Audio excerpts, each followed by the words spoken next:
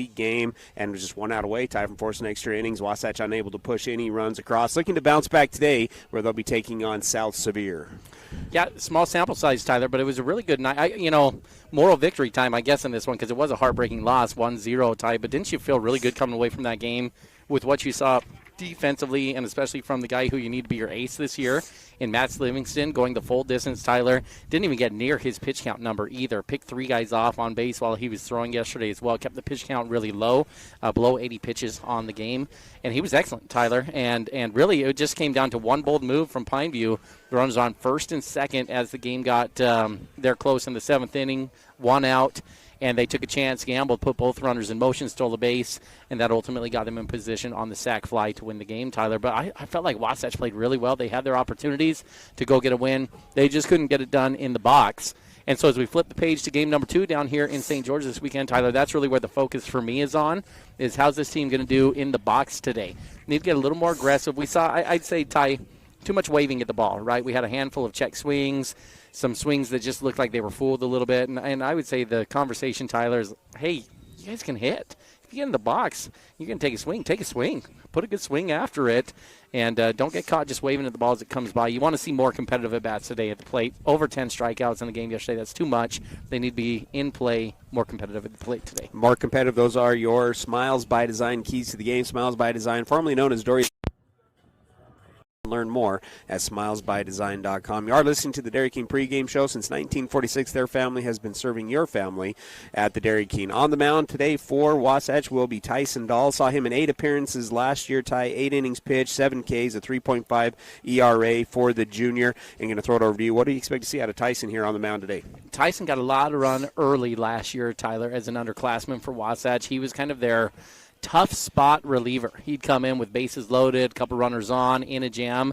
And Tyler, he did really well at the beginning part of the season especially. And so recency bias, thinking about last year, Tyler, I want to look at that and see him come back and deliver strikes like he did last year. When he knew he was in a jam and he was playing tight, working from a stretch, he was really good on the mound. Didn't see him at all go really as a starter over the course of the season. So curious how that's going to be a little bit different, Ty. And it is different when you're starting. He would come in, he'd be from the stretch, and knew he just didn't have time to maneuver around, maybe play with pitches. He'd just have to go right after guys. I think he's going to be the most effective, Tyler, if he comes out with the same mentality and you just attack, throw strikes, hit him with the fastball, make the other team prove that they can get base knocks on you before you get too cute and too creative up there on the mound. I'd like to see him come in and just fill the zone up with fastballs as much as he possibly can. Pitching. Look into the pitching, brought to you by Mountain Refined. They aim to share knowledge and expertise to help you transform your home into a warm and inviting home. Lastly, Ty, top of the first, Wasatch is the designated visiting team for the second time in the tournament. Going to throw it over to you for our batting lineup, brought to you by Bonnie Joseph Academy. It's going to be a pretty similar lineup to what you saw yesterday, Tyler. Leading off for the Wasps playing second base is going to be Jack Salmon. Hitting second for Wasatch and playing center field, Austin Brown, the sophomore phenom for Wasatch, Tyler. One of the top recruits in his class. In fact, I believe last I saw the top recruit in the state of Utah in his class there, that sophomore classification. Then hitting third will be Royal Matthews, playing first base for the Wasps. 4 is Braxton Fowler, the junior, playing shortstop for Wasatch here today. Hitting in the 5-hole, Tyler. A little switch here at the 5, 6, 7 position. Moving up to 5 will be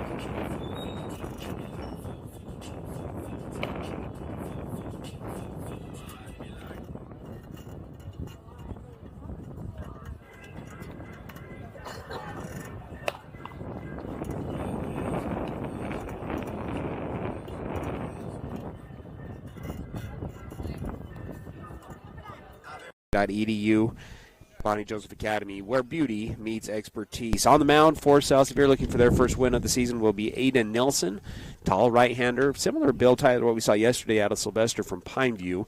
Not as much velocity from the Pineview pitcher who you mentioned it, Ty, over 10 strikeouts last night against Wasatch, and it's got to be a point of emphasis for Coach McCoy going into this one. Just put the ball in play, get the bat on the on the ball, and let's see what we can do offensively today. Yeah, Ty, double-digit strikeouts. Out of the 21 outs, Tyler, over half of them were striking out. And that's just not applying a lot of pressure on the opposing defense. You need to have the ball in play. You know, we used to joke, the old cliche is hit the ball hard and run fast, right? That's going to put a lot of pressure on the other team. And sometimes it's that simple, Tyler. Hit the ball hard and run fast out of the box. And I think you're going to find yourself into a lot of base runners in this one here today if you can do that simple thing. Be competitive in the box and put the ball in play. Wasatch wearing their gray pants, yellow uniforms today with the black cap. South Sevier wearing white, and then a little throwback Astros look.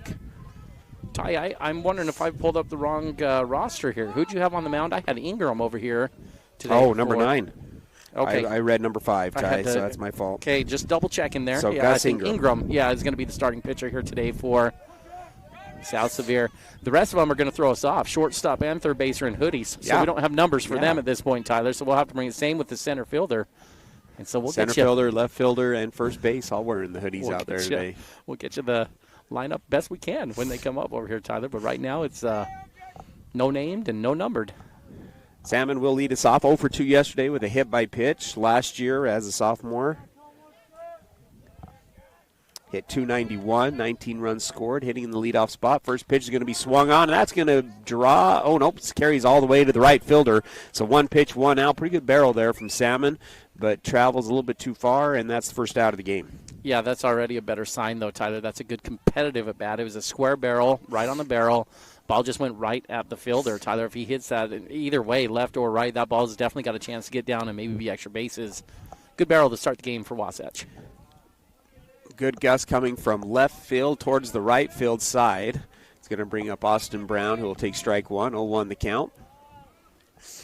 Sun setting right into the eyes in left field. That pitch outside for ball 1, 1-1 now the count.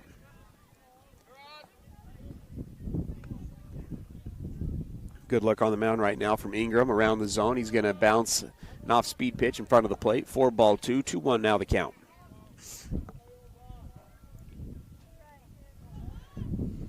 Yeah, the wind blowing in, Tyler, certainly will make a difference, especially for a right-handed hitter who likes to get the ball to the pull side. Wasatch's lineup loaded, loaded with left-handed hitters and power left-handed hitters. Austin Brown, Royal Matthews, Crew Baxter. These guys that hit from the left side can hit it a long ways. That one is in there for a strike. The 2-2 pitch is in the dirt. Brown will swing at it. It gets away from the catcher, but he bounces up, throws it to first base for the out.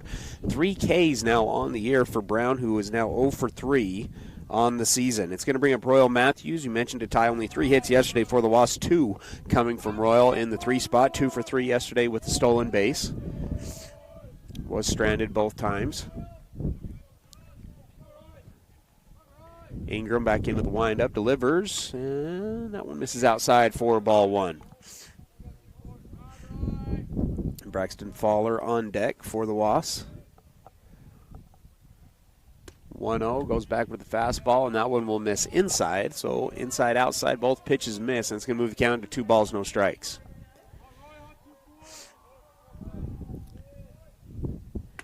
That one's in there for a strike. 2-1 now the count.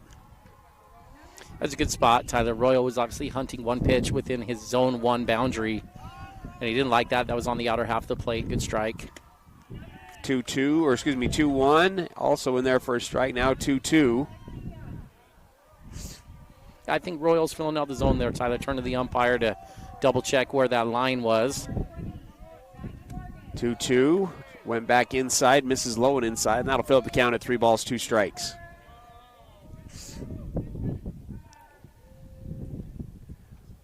Payoff pitch from Ingram. Swung on. It's going to be a lazy fly ball to shallow left field. That one's going to drop. So another single for Royal. That one, a little bloop single over the shortstop's head. And Wasatch has a base runner and extends the inning with 2 outs. 3 hits now on the season for Royal. Yeah, 3 for 4 on the year to start for Royal. Obviously, really early sample size, Tyler, but 750. Not a bad average to start the year off here for Royal. It's going to bring up Braxton Fowler, 0 for 2 yesterday with a sacrifice bunt. Royal, again, a stolen base yesterday. A couple of looks from Ingram. So delivers on the slide step. That one's in there for a strike. Here's where you get these weird stats early on in the year. How about Royal has 75% of all of Wasatch's hits this year, Tyler? Game number 2, first inning of the second game. That's a skewed stat, obviously. Hopefully that balances out after this one. The 0-1 pitch is going to be swung on. It's in foul territory. First baseman goes up against the fence, and it will get out of play. 0-2 now the count to Fowler.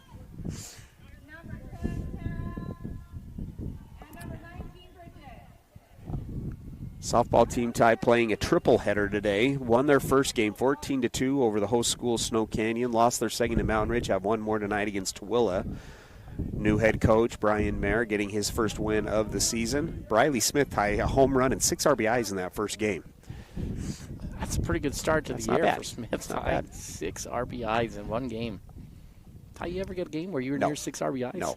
I think I may have had one with 6 runs, but not 6 RBIs.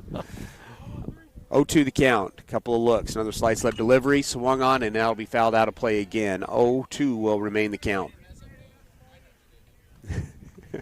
No, I don't know if you hear Otis asking about the line. Yeah, we'll keep you straight over here, Otis. I think you're good. You're next up. Yeah, I'm curious. Do I say 0-2 for Otis? He didn't get his first at bat, Ty, because of that one. That one swung on and laced to the left center field gap. Royal's going to round second, pick him up, put him down. Extra bases for Fowler. Matthews is going to round third. He'll stay at third, and it's a stand-up double for Fowler with 2 outs. Single double for Wasatch, and Wasatch is in business. Runners on second and third, and they'll go to Otis Sweat. That ball is ripped by Braxton, Tyler. That was right into the heart of the wind. When you look out to left center field, that wind is coming straight into where that ball was. And if Braxton gets even just a half an inch lower on that ball is going to sail up in the air and just float and be an easy out for the fielder to run underneath it. Braxton did a really good job of getting on top of that baseball and just ripping a line drive right into the left center gap. I do think, Ty, with the wind, that knocks that down. Otherwise, Matthews is probably scoring. Back into the lineup goes Ingram. He's going to go high and inside, too far high and inside. It's going to get Sweat, who was 0 for 2 yesterday, and that's going to load the bases on the hit by pitch, and will now move us to Eddie Bluth. Ty, I like that little conversation we just had with Otis on deck. You and I, one of the things we talked about is like the intangible things that you need out of your catcher, especially, right? And when you put a catcher behind the dish, you kind of want the phrase we used to use with our catchers is own home or go home. That was a phrase we would use with them, is you are the man. You own the dish over there. And you kind of get that feeling from Otis, don't you? I mean, when he's on the diamond, it is his diamond, and he does what he wants out there. And I like what we've seen in the early returns from Otis behind the plate. Eddie Bluth steps into the box, swings and misses at the first 2 pitches. 0-2 now. The coach, Jackson Camaromi, is going to be the speed-up runner for Otis. Again, bases loaded, 0-2 the count, 2 away. That pitch misses above the belt. 4-1, 1-2 now the count. Wasatch still looking for their first run of the season. Lost 1-0 yesterday to Pineview, but threatening here in the top of the first. The 1-2 swung on, and that one's going to get by the first baseman. No, he knocks it down, steps on the bag, and Wasatch is retired. No runs on 2 hits, no errors. 3 are left on base. Still 0 for Wasatch as we go into the bottom of the first.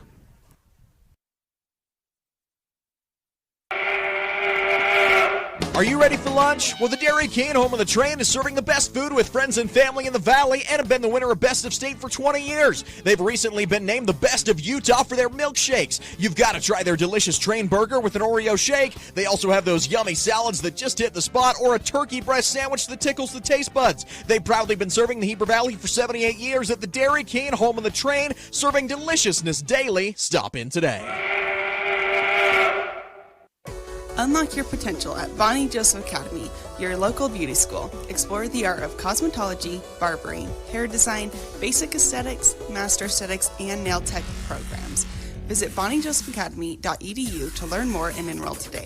Financial aid is available for qualifying students, and we offer flexible schedules and distant education options. Transform your passion into a rewarding career at Bonnie Joseph Academy, where beauty meets expertise. Bonnie Joseph Academy, Heber City. 5, 4, 3, 2, 1. KTMP, Heber City, and live sports coverage with Ty and Ty. Bottom of the first action brought to you by Country Gardens and Nursery, Heber's only locally owned and operated plant nursery. They have everything you need for your gardens, and don't forget to stop by the indoor plant and decor shop as well. On the mound again, Tyson Dahl for the Wasps. Last year, 8 appearances, all in relief, 8 innings pitched, 7 Ks, and a 3.5 ERA. Ty was especially good down in the St. George tournament last year as a sophomore. Kind of was that go-to guy to help clean up some things and to end the games when Wasatch had some leads. Yeah, multiple times Tyler came with bases loaded, less than 2 outs, and worked out of a jam there. I felt like he kind of had the clutch gene early on in the year last year. He's going to miss to Cannon Barney, who will be the leadoff guy for South Sevier. Barney, 1 for 1. He had 1 AB yesterday and got a hit in that 1 AB and then walked in his other 3 at-bats. So 1 for 1 on the season with 3 walks. That one gets the inside corner for strike 1. 1-1 now the count. Boy, Ty, the way Barney zipped out of the plate there on that one, either he's got a little action on that two-seam fastball that ball was coming in at him, or he's going to get a generous call on the inside part of the plate. That one above the belt for ball 2. And I'd like to think, Tyler, it's an expanded zone on the inside. If you're getting a ball maybe 3 or 4 inches off the plate on the inside, keep going back there all day long if you're Tyson. The 2-1. And that one's going to go off the back too far inside that time. It's a hit by pitch, and the leadoff guy is on for South Sevier. Don't go that far inside, right, Tyler? Not that far inside. And I guess, that pitch right there, maybe come back and make the stipulation on that, Tyler. You want to go inside with the fastball when you're trying to go hard down and in or hard up and in. That curveball inside, that's the dangerous one because you can either float it over the middle or hit them on the outside. I think that one just got away from Tyson. I don't think, obviously, that was intended to be on the inside part of the plate there. Leadoff guy's on for the Rams of South Sevier. Another miss high to Aiden Nilsson, who's 1 for 3 on the season. Again, South Sevier coming in with a 12-2 loss yesterday to Bear River. Pretty good lead over at first base for Barney. Long pause from Dahl, who will again miss above the belt for ball 2. 2-0 now the count.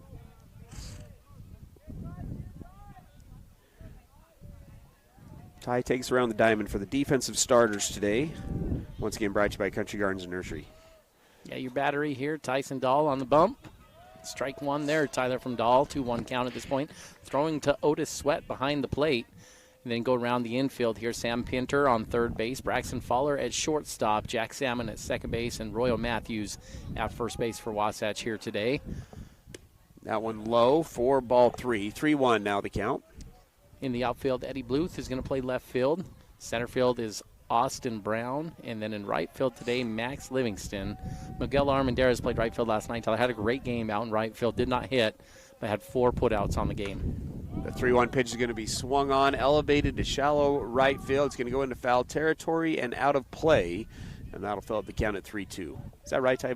Scoreboard says 2-2. Yeah, 3-2 is 3-2, what I right? got as well, Ty.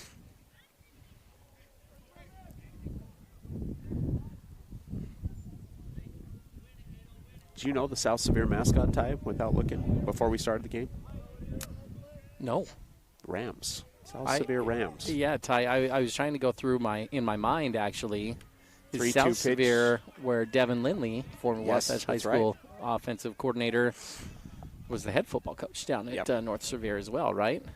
I bet he South Sevier or North Sevier? Was it? That's what I was trying to remember. I think it was. It's, well, maybe we can get him to message in, but he would have. I bet you he would have known, Tyler, the mascot down here, whether it was his rival or the school he coached at. that pitch misses, so hit by pitch and a base on balls puts 2 runners on base early on here for South Sevier. How do you like the Ram as a mascot? I like it. I like it. BCU Rams. Yeah. Sevier Rams.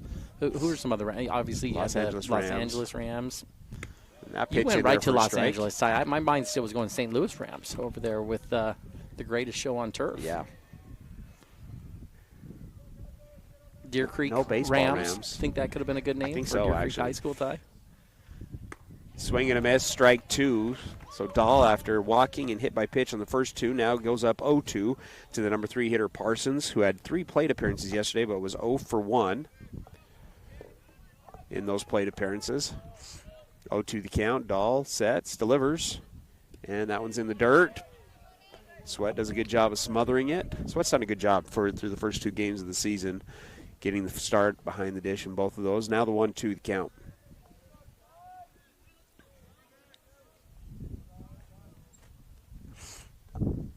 Dahl takes one look, delivers, and this one's going to be a sharp hit ground ball to short. Faller bobbles it, looks up a little bit quick. The throw across the diamond still is in time. Ooh, yes. Thought he was going to call him safe. Is in time over a first. So not able to get two, not able to get the lead runner, but does get one. And so runners will advance to second and third on the 6-3 putout. Yeah, it's a good job from Braxton to hang in there on that ball, on the bobble, Tyler, and still put a good throw over to first base. You don't assume the double play in the book, so no error on that one to Braxton, but certainly one that he'll tell you he should have had to get 2 outs on that one. But he kept his composure. Often when you see a bobble like that, Tyler, players will rush into a throw, and then it ends up being an overthrow and turns into a circus that has extra bases and extra runs written all over it. So that's good composure from an experienced shortstop to get that out still. First pitch to Edwards. The cleanup hitter is fouled off for a 1-0-1 count. He was 0 for 1 yesterday in his 3 plate appearances. Runners on second and third. Wasatch playing about halfway up the middle, and then the corners are in. Ball's going to go off the face mask of Otis, and that's going to bring in a run. So a 1-0 lead here for South Sevier. Not much Otis could do on that one, Ty. That one missed well short of the dish. Sweat tried to go down, goes off his face mask towards the South Sevier dugout, and 1 run will come in. You're spot on, Tyler. Now, something that has happened in modern baseball is a lot of these home plates are turf now, and it's a more predictable ball to block. But when it hits early, like you said, it just bounces higher. And the face mask, Tyler, it's rolled. It's a circular mask that you're trying to block it on. It's really hard to square that up. And so what your catcher has to do, you just saw it there from Otis, Tyler, on that one. Runner's going to go again on yet another wild pitch from Dahl. That's back-to-back wild pitches, and it's a 2-0 lead for South Sevier. Well, and right on cue, same thing happened there, Tyler. It bounced early, and Otis tried. It was a half-squat block because you don't want to be standing up to block it. It leaves too much hole down by the legs. And so it makes blocking just a little bit more of a challenge for catchers blocking on the turf now. And that one, he did a decent job trying to get his body at the right level, Tyler. But it's just coming fast and happening quickly to try to get yourself in that spot. 2-0 the count now to Edwards, and the bases are cleared. Another miss, and that one's going to go off the umpire. That's missing about 8 feet short, Tyler, on all those.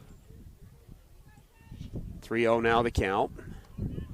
That's not going to help the cause when you want that close one. Hey, those umpires, they wear a lot of gear back there too, Tyler. And coats.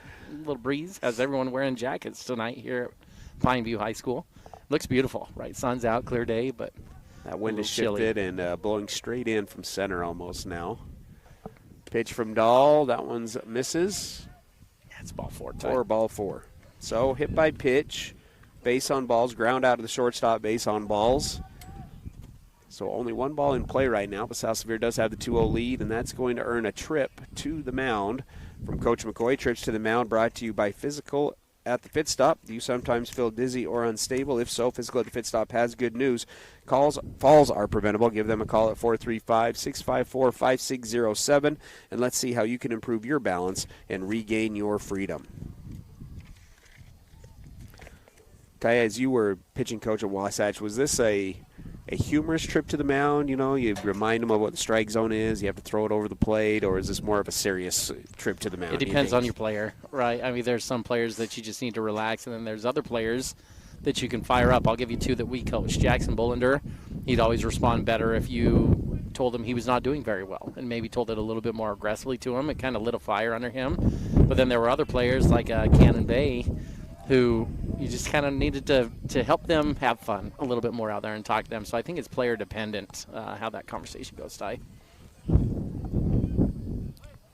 It's going to bring to the plate Blake, 1 for 3 yesterday in his 3 plate appearances. And the trip to the mound works. That one's over the plate for strike 1.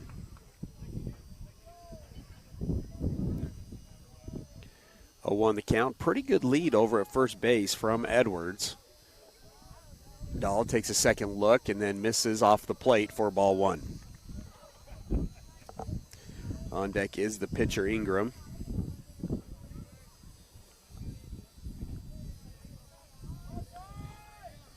One the count. Still 1 away. Goes back to the off speed, and that one's up again. Move the count to 2-1.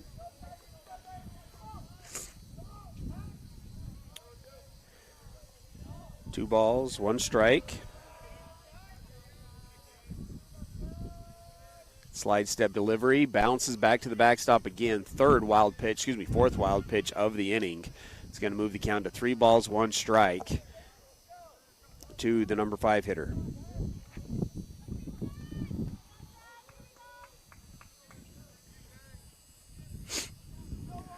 Runner advances to second base on the wild pitch. So a 3-1 count, 1 away, runner on second. Already up 2-0 are the Rams. That pitch is swung on and elevated and is going to drop. Austin Brown will come in, get it in quick. So runner had to pause momentarily, but it is the first hit of the game for South Sevier, and they now have runners on the corners on the base knock to center field. They bring up Ingram, the pitcher, trying to help himself out. Already a 2-0 lead after retiring Wasatch. Did load the bases, did the Wasps, but still not able to get their first run across of the 26th season. Ingram will step in on the right-hand side. Working out of the stretch is Dahl with the runner on first. Misses above the belt for ball 1.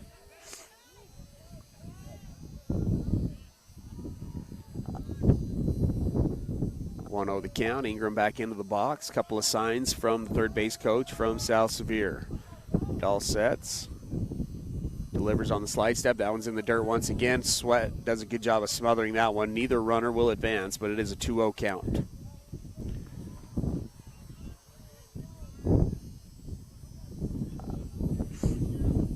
Yeah, having a hard time finding it here, Tyler. Just needs to take a little something off of it and get these things over the plate. The 2-0 misses too far inside. Another 3-0 count. What you have here, if you can convince your pitcher to think this way, Tyler, is you've got weather to your advantage. Is you've got a field that's a little bit bigger on the outfield and you've got wind blowing in. If you throw strikes, let this other team try to hit the ball up out of the park. Most of the balls are going to hold in and be easy fly balls for the other team to run underneath. Just got to get up there and trust it and throw some strikes, maybe take a little miles per hour off of it and get that thing over the plate, Ty. That one is in there for a strike, so 3-1 the count now. Double play still intact up the middle, which is where the middle infield is playing. The 3-1 count. That one's in there as well, under the belt for strike 2. Full count now with 1 away. Runners on first and third, 2-0 the lead for South Sevier.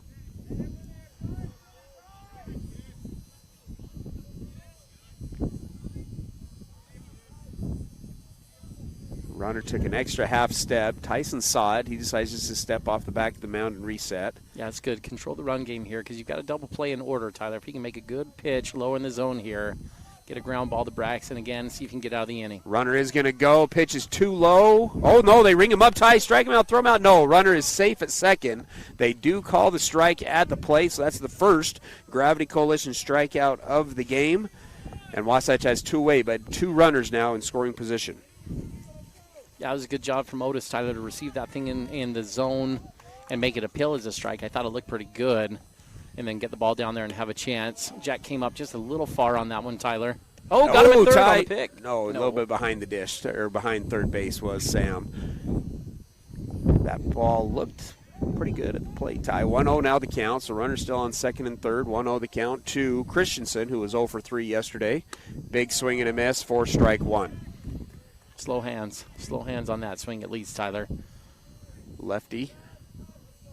And slow hands usually indicates fastball can be the winner if you can spot it. The 1-1, that one's low for ball 2. Number 7 hitter here for South Sevier.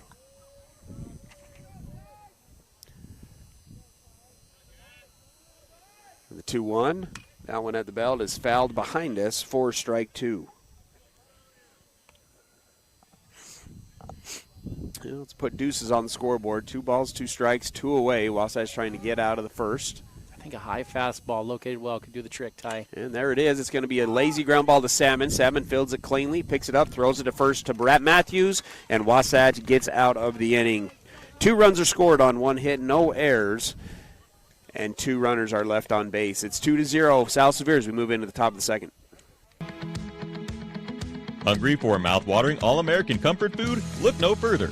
Chubby's has just opened in Heber Valley, bringing you award-winning burgers and cheesesteaks made from 100% premium black Angus beef. With 9 Utah locations, our family-owned and operated restaurant knows how to satisfy your cravings. And don't forget to treat yourself to our delicious desserts. Come taste the difference today at Chubby's, located at 220 North Main Street. Chubby's Cafe, your neighborhood destination for the food you crave. Here at Country Gardens and Nursery, we hope that you feel that you are home when you are away from home as you go around our perennial floor checking out the newest and latest for beauty for your garden, as you wander into our indoor plant shop seeing the possibility of what could be yours. Stop by Country Gardens and Nursery, your home away from home. 1401 US 189 Heber. And don't forget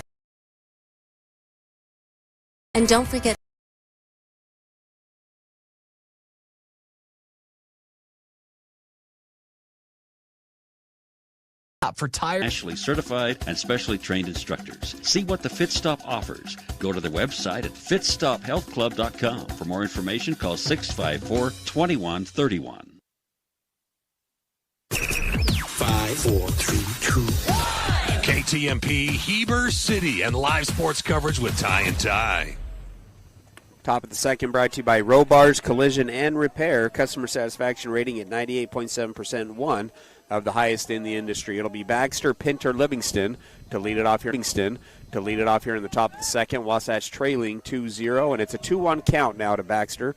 0 for 2 yesterday with a walk.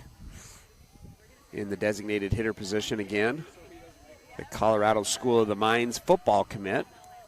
And he's going to swing at the 2-1. It's to the ground ball side, or the backhand side of the second baseman. That one will get through for the first base knock of the season for Crew Baxter. We called it with the keys to the game, Tyler. Be more competitive in the box. Hit the ball hard, have it in play, less strikeouts. They were double-digit strikeouts yesterday, but I feel like today already you've seen a much better job. Jack Salmon on the barrel to get things going, Tyler. Braxton Fowler on the barrel. Royal Matthews had a single in the first inning. Eddie Bluth right on the barrel. Just good plays made by Sevier to try to shut that down. Ooh, that's a high strike there to Sam, Tyler, on that one. But even that one there, Crew on the barrel, on the ground hard, and tough to come up with the play, like what we're seeing at the dish from Wasatch. 0-1 the count here to Pinter. Pretty good lead from Baxter over at first base. Ingram sets, couple of looks, delivers, swung on and fouled back, and that'll move the count to 0-2 for Pinter, who did have one of the 3 base hits yesterday, Ty, and the lone extra base hit on the season for Wasatch. You know, you so casually just mentioned Crew's getting ready to go play football at the next level at the Colorado School of Mines. And Tyler, talking to him a little bit about that the other day, I said, what's the plan? Like, are you going to be fighting for time already? And it sounds like they've said he's already going to be on their depth chart. He's going to get there in July.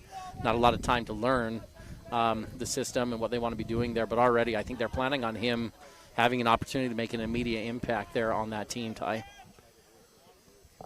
The 0-2 to Pinter after a step off the back of the mound, misses outside for ball one. 1-2 now the count.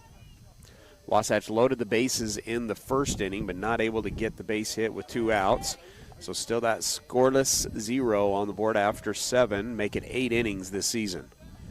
1-2 the count. The pitch on another slide step, misses outside again. 2 balls, 2 strikes.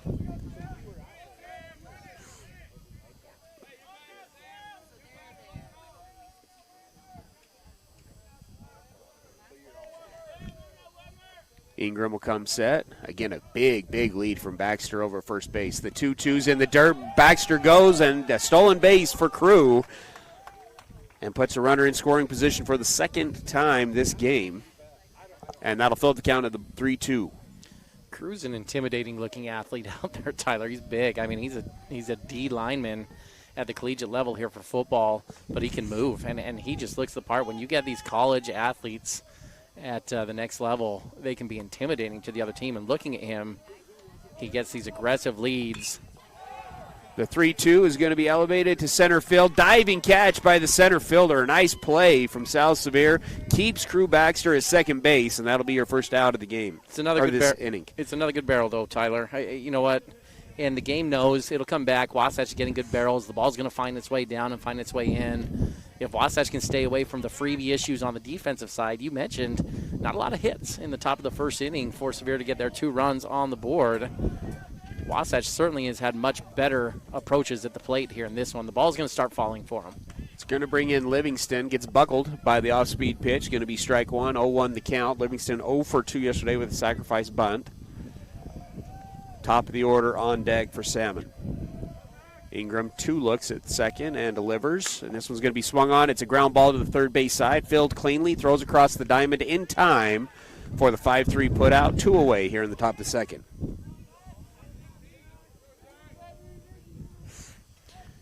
Salmon, a good barrel in his first at bat, just carried too far to that right fielder on the line out. He's now 0 for 3 on the year. Did reach base once yesterday on a hit by pitch.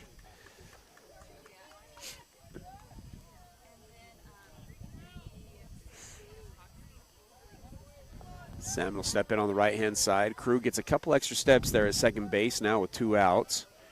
Ingram comes set, 2-look, delivers, and the off-speed pitch once again in there for a strike. Really heavy curveball pitches in this second inning, Tyler. He's led off the majority of the hitters. That's now 3 different hitters he's started with the breaking pitch. 0-1 the count. Another 2-look delivery here from Ingram. That one's going to get away from the catcher, though. Baxter's going to advance to third base. Throw not in time. 1-1 the count, and a runner is 90 feet away from, once again, Wasatch's first run of the season. Yeah, someone's got to break the lid off this thing, right? Get that first run across. Go to work. Wasatch was no stranger to comeback wins last year, Tyler. If you remember, there were plenty of games they found themselves down early, and the joke was, hey, if we could just get these guys to play the first few innings, maybe it wouldn't have to be so dramatic coming back. But it's a team that doesn't flinch when they get down. You just don't want to constantly be fighting from behind, though. 1-1 is fouled off. Move the count to 1-2. 2 away, runner on third. Ingram's going to go back to working out of the windup with the runner on third base. The 1-2. And this one swung on, laced to center field, and Ty another good barrel that just carries all the way to the center fielder for the third out of the inning. Wasatch once again scoreless. No runs on 1 hit, no errors. 1 is left on base. 2-0 going into the bottom of the second. Hi, this is Corbin Gordon from Gordon Law Group. I commonly get approached by people with the same question. Hey, do you guys do a particular type of law? The answer is almost always, yeah, we do that. We are the Valley's only full-service law firm that has been in business for over 20 years. We have 5 experienced attorneys who do estate work, litigation, business formation, real estate, water law, divorce, criminal defense, and many others. Gordon Law Group, yeah, we do that. At Heber Park City Appliance, you're getting a dedicated team of professionals who go out of their way to keep your home running smoothly. And when we say team, we're talking about 40 years of winning service and reliability. We're here to boost your at-home satisfaction long after your purchase. So when it's fourth quarter and your fridge goes out, oh man, be confident knowing we're a team that will go the distance for you. Heber Park City Appliance in Heber City. Visit us online at HeberAppliance.com. Hey, it's Nicole from Mountain Refined. I wanted to take a moment and invite you to visit our showroom. We are locally owned and operated with the largest selection in Wasatch County. In our showroom, you will find everything from bedding, home decor, gifts, jewelry, beautiful furnishings, and even flooring. We even have a large selection of protein powder. It won't take you long to find out what everyone's talking about. We can't wait to meet you. See you soon. We're located at 480 North Main Street in Heber City. 5, 4, 3, 2, 1. KTMP Heber City and live sports coverage with Ty and Ty. Bottom of the second action brought to you by the Gordon Law Group, your full-service local law firm practicing in all areas of the law. They take pride in saying, yeah, we do that. Bottom of the second, Wasatch trails 2-0, have left 4 runners stranded so far. South Sevier scoring 2 runs in the top of the first thanks to 3 walks. But Tyson comes out back-to-back strikes here to the 8-hitter. We'll have 8-9-1 up for South Sevier. Goes upstairs, gets a piece of it to keep the count at 0-2. Ty, do you have the hitter here? I don't have him. No, he's not on their roster, Ty. He's playing right field for him today, but no name with his hitter. The 0-2, tried to go off speed, misses high for ball 1.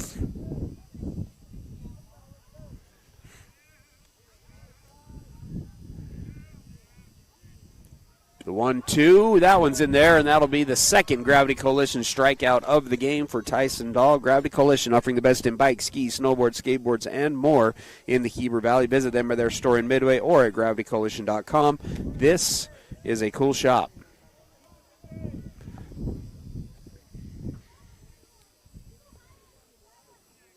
Bring up the number 9 hitter. This will be number 10, Crew Winkle.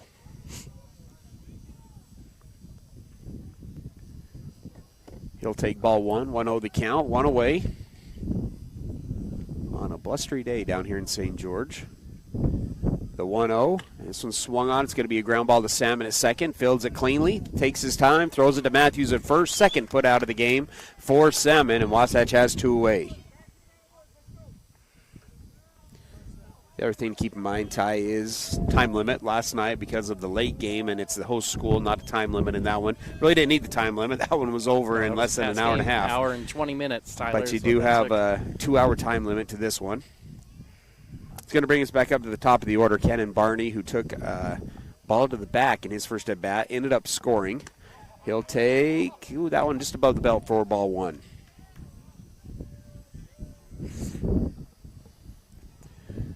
The count. Dahl sets, delivers the 1-0. That one misses outside for ball 2. 2-0 the count. Yeah, I like Barney here, Tyler. He's a nice player for Sevier. Last inning, we talked about it. Wasatch had a couple right on the screws to center field, but good defensive positioning, able to chase it down here by Barney. And again, it's a little thing that goes maybe unnoticed a lot of times is positioning in the pre-pitch. Tyler, center fielder, knowing the wind conditions, knowing who's up, knowing the power likelihood of getting it over his head, took away 2 pretty good chances, base hits with those line drives in the last inning. The 2-1 pitch is going to be a ground ball to the 3-4 hole. Salmon covering the ground, fields it cleanly, throws it to Matthews. 2 putouts in the inning for the second baseman, and Wasatch retires the side in order 1-2-3. No runs, no hits, no errors. Nobody left on base, 2-0 going into the third. Chad here from Mountain West Trailers. With over 20 years in business, we know you value strength and reliability. Whether it's for work or play, our dumping equipment trailers are built to last. Enclosed cargo trailers for business and fun, or open utility trailers for everything in between. With expert sales, parts, and repairs, we've got you covered. Haul it all, big or small, because Mountain West Trailers is always right behind you. Visit us at mountainwesttrailer.com or stop by at 1470 South Highway 40 here in Heber City, Utah. Hey there, Heber City. Are you tired of dings, dents, and scrapes ruining the beauty of your beloved vehicle? Look no further than Robards Collision, the ultimate destination for all your auto body needs. At Robards Collision, they've been offering top-notch collision repairs and outstanding customer service. Their team of expert technicians is passionate about bringing your car back to its original glory, no matter the size of damage. Their state-of-the-art facility is equipped with cutting-edge technology, ensuring precise and accurate repairs. They handle it all with precision and care. This is live coverage of Wasatch High School sports on 94.5 The Peak.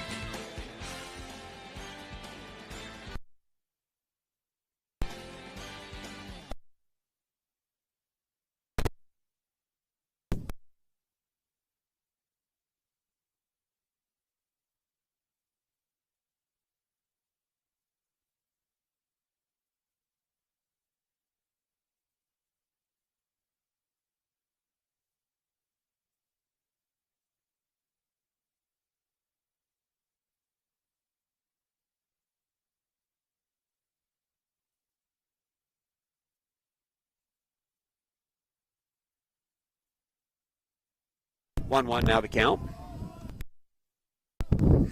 Ingram back working out of the windup, the 1-1. That one at the belt, and watch your lip over there.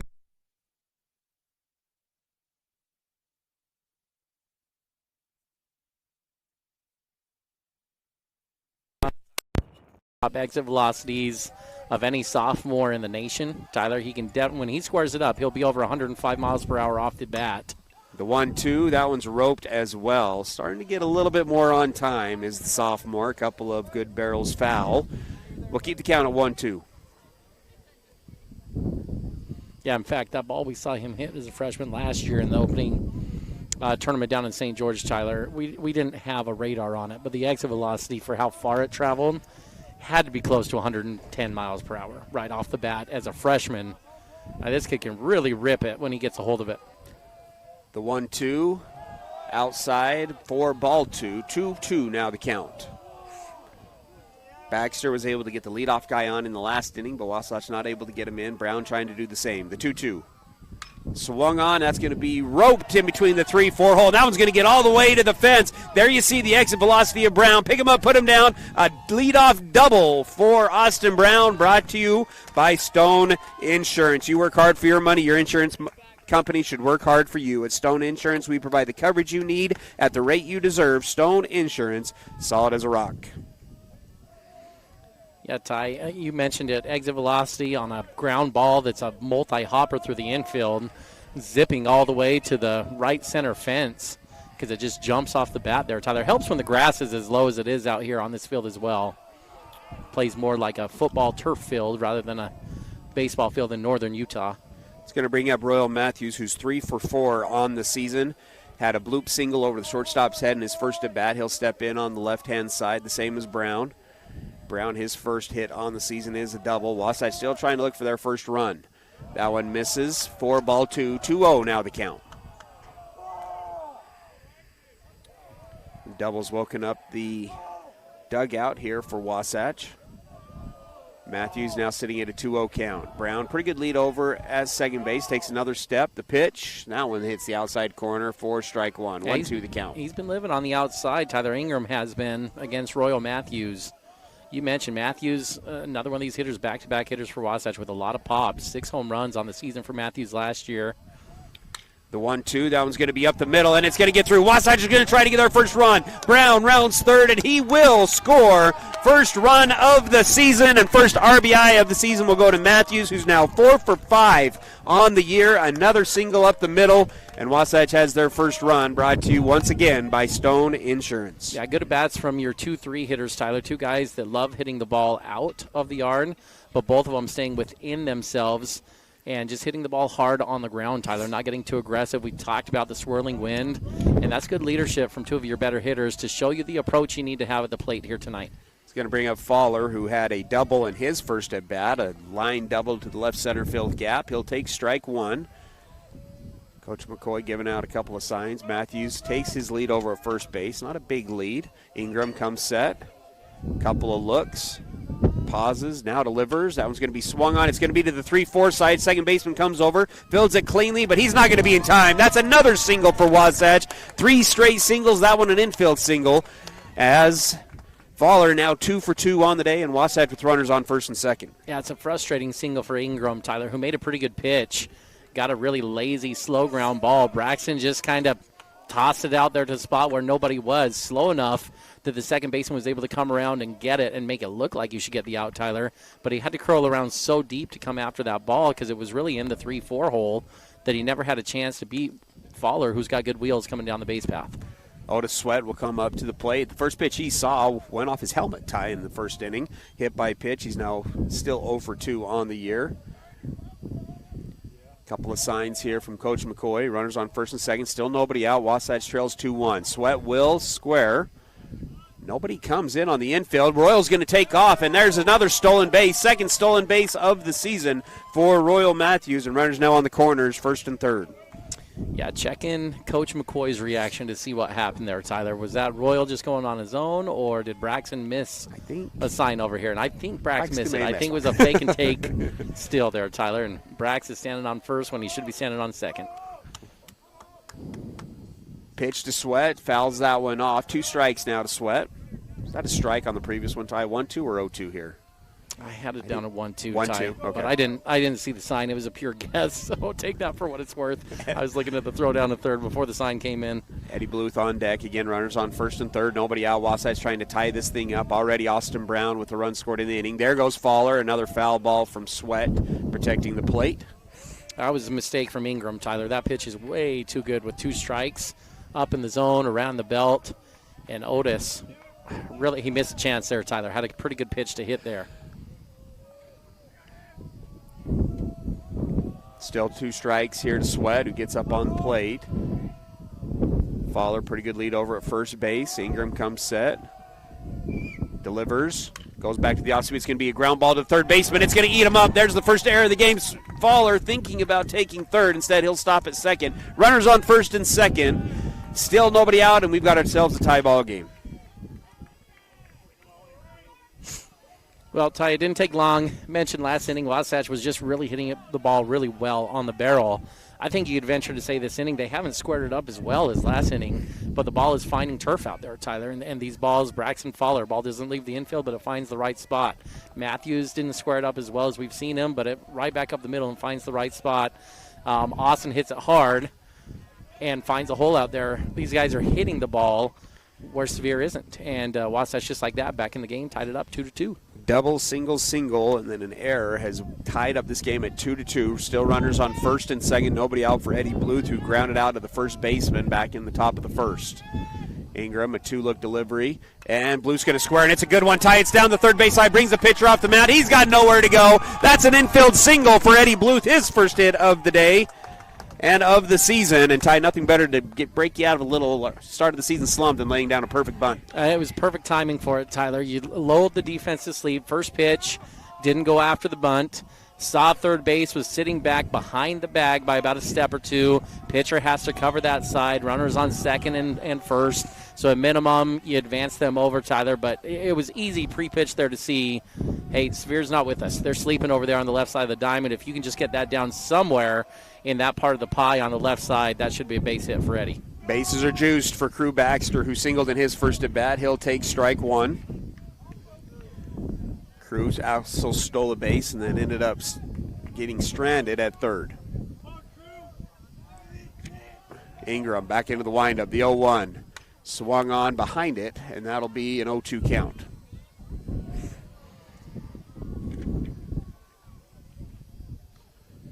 Sam Pinter on deck. Wasatch started off the inning in the 2 spot with Brown, who doubled to the right center field gap.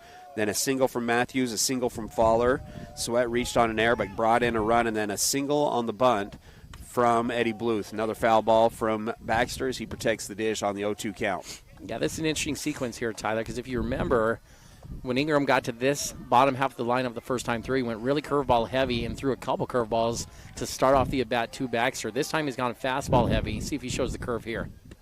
Misses low and outside, 4-1, 1-2 the count. Jackson Camaromi comes in to run 4-0 to Sweat. He's at second base. He did go with the curveball there, Tyler, but I don't think you want to show that too much here to Crew. The 1-2 swung on, and it's going to take a weird bounce, Ty, but it's going to bring in a run. An RBI for Crew Baxter as he grounds out to the first baseman. And that'll move the runners to second and third, and Wasatch has their first lead of the season as Braxton Fowler comes in. That was a weird bounce, Tyler. Almost looked like it hit a sprinkler head or something. And it started foul and came back fair. Easily fair as well. Ball that really the pitcher and the first baseman had to communicate a little bit on and decide who was going to take it. Bring up Sam Pinter, who's 1 for 4 on the season. Had a decent barrel in his last at bat at the center fielder. He'll take strike one. More curveballs. Heavy curveballs to the bottom half of the lineup, which is an interesting approach, Tyler. A lot of times high school hitters, bottom half of the lineup, they struggle to hit 2 different kinds of pitches. Either they're really good at hitting curveballs, really good at hitting fastballs, or they're young and they just haven't seen a lot of varsity experience.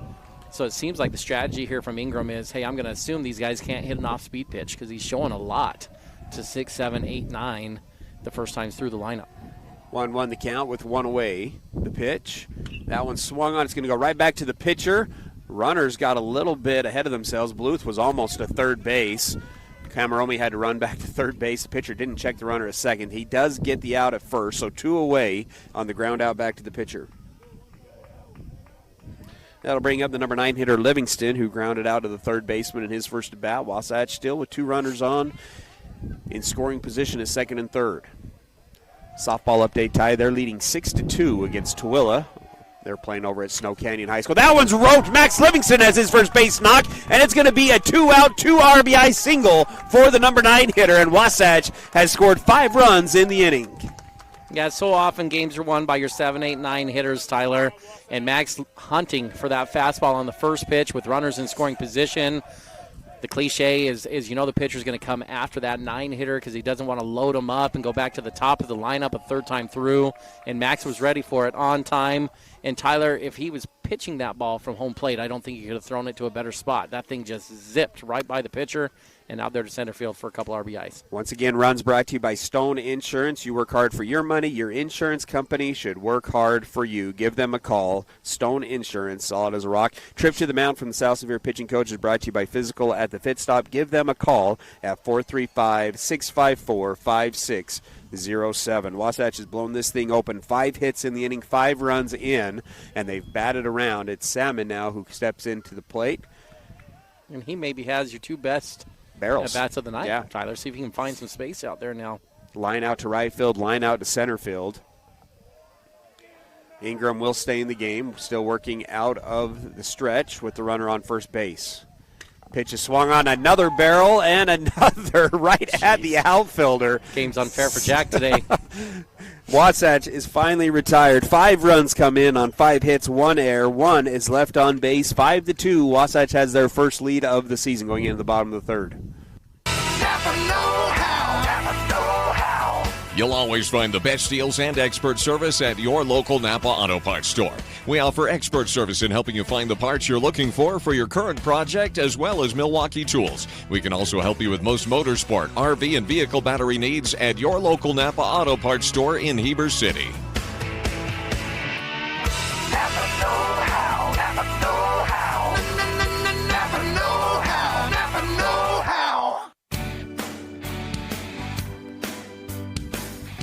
Teens report that parents are the #1 influence in their children's lives about decisions to not use alcohol, marijuana, or vape. Take a few minutes every day to talk to us about things we like to do. Ask about our hopes and dreams, concerns, and fears.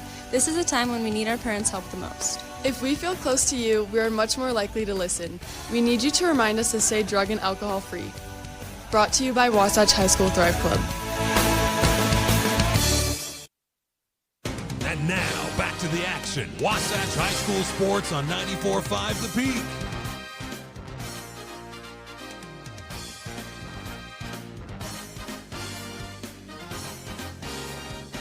Wasatch leads 5-2 as we go into the bottom of the third, brought to you by Wasatch Behavioral Health, a comprehensive community mental health center offering a wide array of programs and services for all individuals in Wasatch County. 5 hits for Wasatch in the top of the third, and they score their first runs of the season, 5, to take a 5-2 lead. It's 2-3-4 up for South Sevier. Tyson Dahl still on the mound. Nelson, Parsons, and Edwards. Nelson walked and scored in his first at-bat. Takes ball 1, now well behind that fastball for strike 1. 1-1 now the count.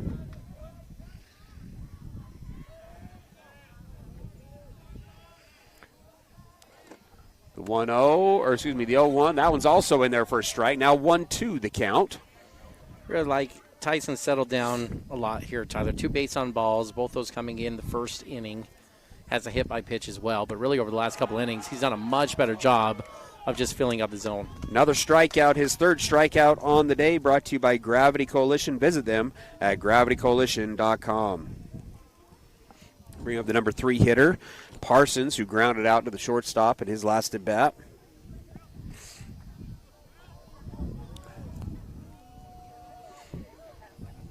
That one a little bit off speed, Ty. Got him a little bit off balance. This one is skied high to shallow center field. Brown having to run a long way, settles underneath it, and makes the grab for yet another out. That was up there in the twilight night, Tyler. That's a hard ball to track. It's right when the sun is set. It's twilight. The lights are on, but it's still a little bit sunny behind it. That one off the bat I thought was a hard one to locate, and I think you saw Brown for a second hesitate as well.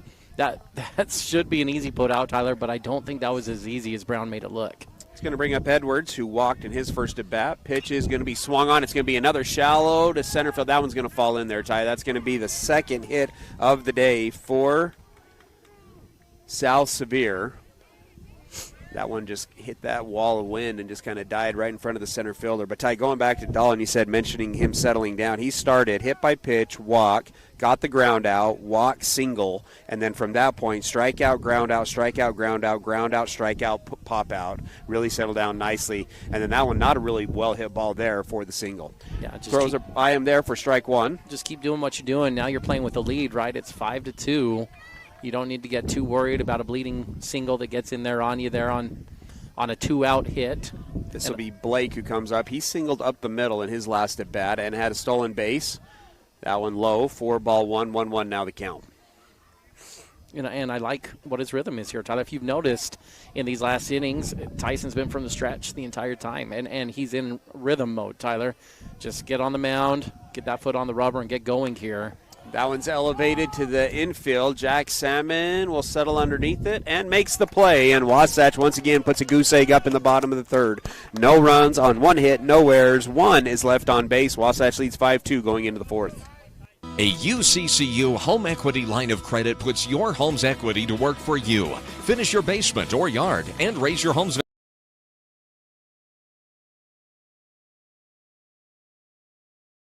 line of credit ready for whatever, whenever. UCCU will also provide you with a home equity Visa card, giving you instant access to your equity. Learn more or start your application today at uccu.com or stop by any branch. UCCU. Love where you bank. We at Guild Mortgage help people build personal wealth through real estate, be it your first home, next home, dream home, or investment property. At Guild Mortgage, we help you refinance for that lower interest rate, shorter term, or home remodel. At Guild Mortgage, we help you plan for retirement by owning multiple investment properties and can even add to your retirement plan with a reverse mortgage. We at Guild Mortgage believe everyone can own what matters. Wasatch High School Sports is on the radio.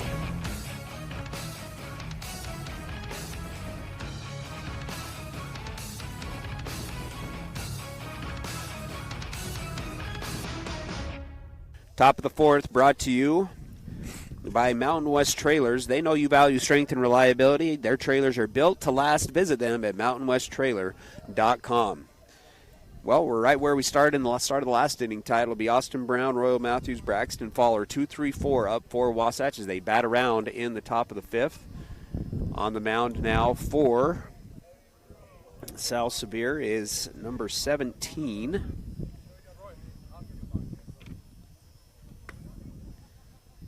Looking at my roster here, Ty. It's not an updated roster on Max Preps, so I don't know. Pitcher right now here for South Sevier. Second pitcher of the day. First time we've seen the bullpen, though, Ty. Sylvester went going the distance yesterday for Pineview, and Wasatch yet to go to the bullpen in either one of their games so far.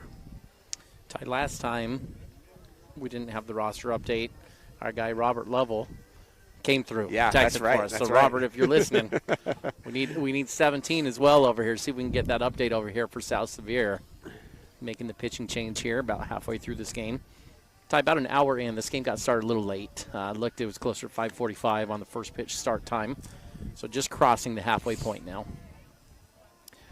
Austin Brown will be your leadoff guy, 0 for 3 to start off the season, but then roped a double to the right center field gap in his last at bat.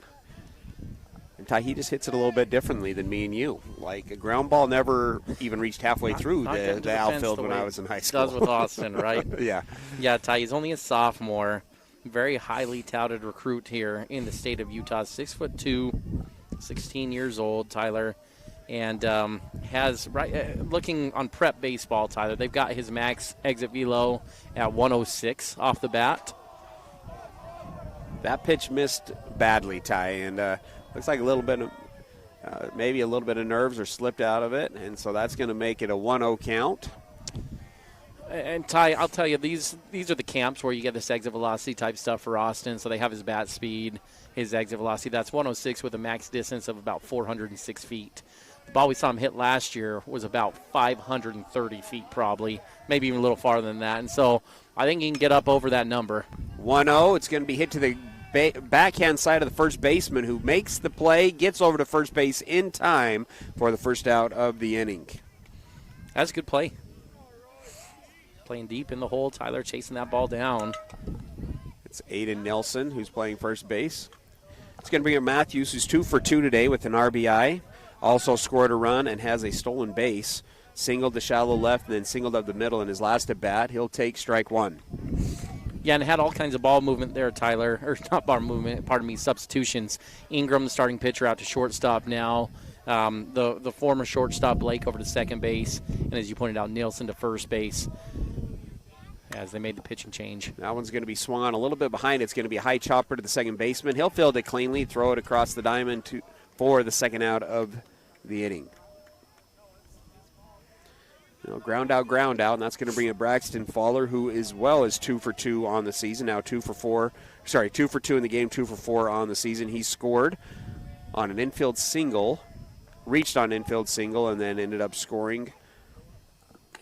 He'll take ball 1-0 the count. I like this new pitcher, right? Comes in and just throws strikes. You face two of the bigger power hitters that the state has to offer in Matthews and Brown. over 10 home runs on the season last year between the two of them. And all he does is come in and get both of them to roll over and get 2 quick outs. Does fall behind 2-0 here to the junior Faller. Into the windup, delivers. That one swung on and laced again to the left center field gap, but hangs up in that wind, and the center fielder able to make the grab. Another good barrel for Faller, but Wasatch is retired. No runs, no hits, no errors, nobody left on base. It's 5-2 going into the bottom of the 4th.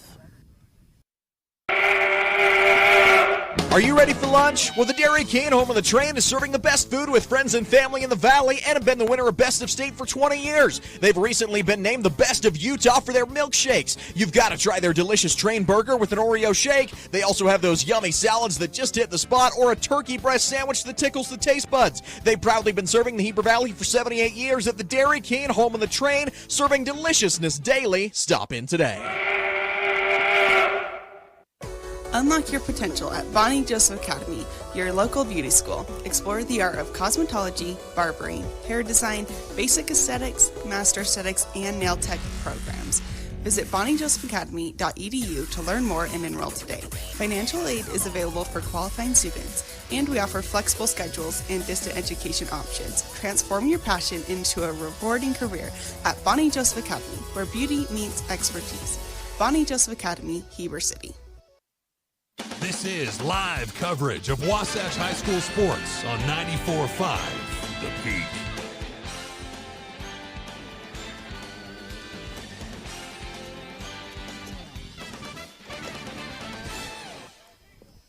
Bottom of the 4th brought to you by UCCU Love, where you bank. It'll be Ingram Christensen in the 6 and 7 spot for South Sevier, trying to get back in this thing. They trail 5-2 to the Wasatch Wasps. Tyson Dahl still on the mound, misses for ball 1. Struck out looking in his first at bat, did Ingram. Starting pitcher today, now playing shortstop. Swings and misses at the second pitch there. 1-1 now the count. Ty was listening there, one of our sponsors, the Dairy King, 78 years. The Dairy King's seen a lot of things, Ty. I mean, we're talking like Super Bowls haven't even, they start before the Super Bowl era. This is going to be a slow ground ball to Faller. Faller fields it on the run, throws it across the diamond in time for the first out of the inning. So there's something for you, Tyler. If you're building a Super Bowl platter from the Dairy King, what are you going to? If you're going platter, you got to have some onion rings, right? Like definitely, that's a given. I'd start with the onion rings. Start with the onion rings. Got to have some onion rings. That's it. Sorry, I was writing down the sub there. Just eat onion rings the whole time. I mean, could you go wrong with doing that, right? How about, is this like a chilled platter? Could you just get a whole bunch of ice cream on the platter, Ty, and just go with a bunch of shakes? I think you got to have a little, maybe Oreo a little shake, sample size shake, of all these other little ice creams there, Tyler. Reese's Peanut Butter Cup shake, cookie dough shake, any of their fresh fruit shakes. I'd like to see, get a little This is going to be a high chopper to Pinter. Pinter fills it cleanly, throws it across the diamond in time. Another ground out, put out, 2 away here in the bottom of the 4th. Good job from the left side of the infield for Wasatch, Tyler, on those ground balls coming after them and attacking. But, yeah, go with, their famous train burger, Tyler, but get it down into slider version size. Get a train burger over there. Get a Junior Swiss that you like. Junior Swiss, bacon. Have some I like the corn ranch dogs off to bacon. the side. Corn dogs would be great. Some soup. That one misses low. 4, ball 1, 1-0 now the count. Dahl again, after giving up 2 runs in the first 5 batters, has retired 10 out of the last 11 now. He's really settled down and put together a nice game. That one misses low as well, 2-0. Now the count here in the bottom of the 4th, Wasatch leading 5-2. On the season for Wasatch, a couple really good quality starts for their pitchers. Tyler Livingston going the distance, complete game yesterday, only giving up 1 run. And right now, Dahl on the verge of closing out the 4th inning here, Tyler, having only given up 2 runs. That one's in there for a strike. 2-1 now the count. Dahl still working out of the stretch. The lay kick, the delivery, strike 2. 2 balls, 2 strikes.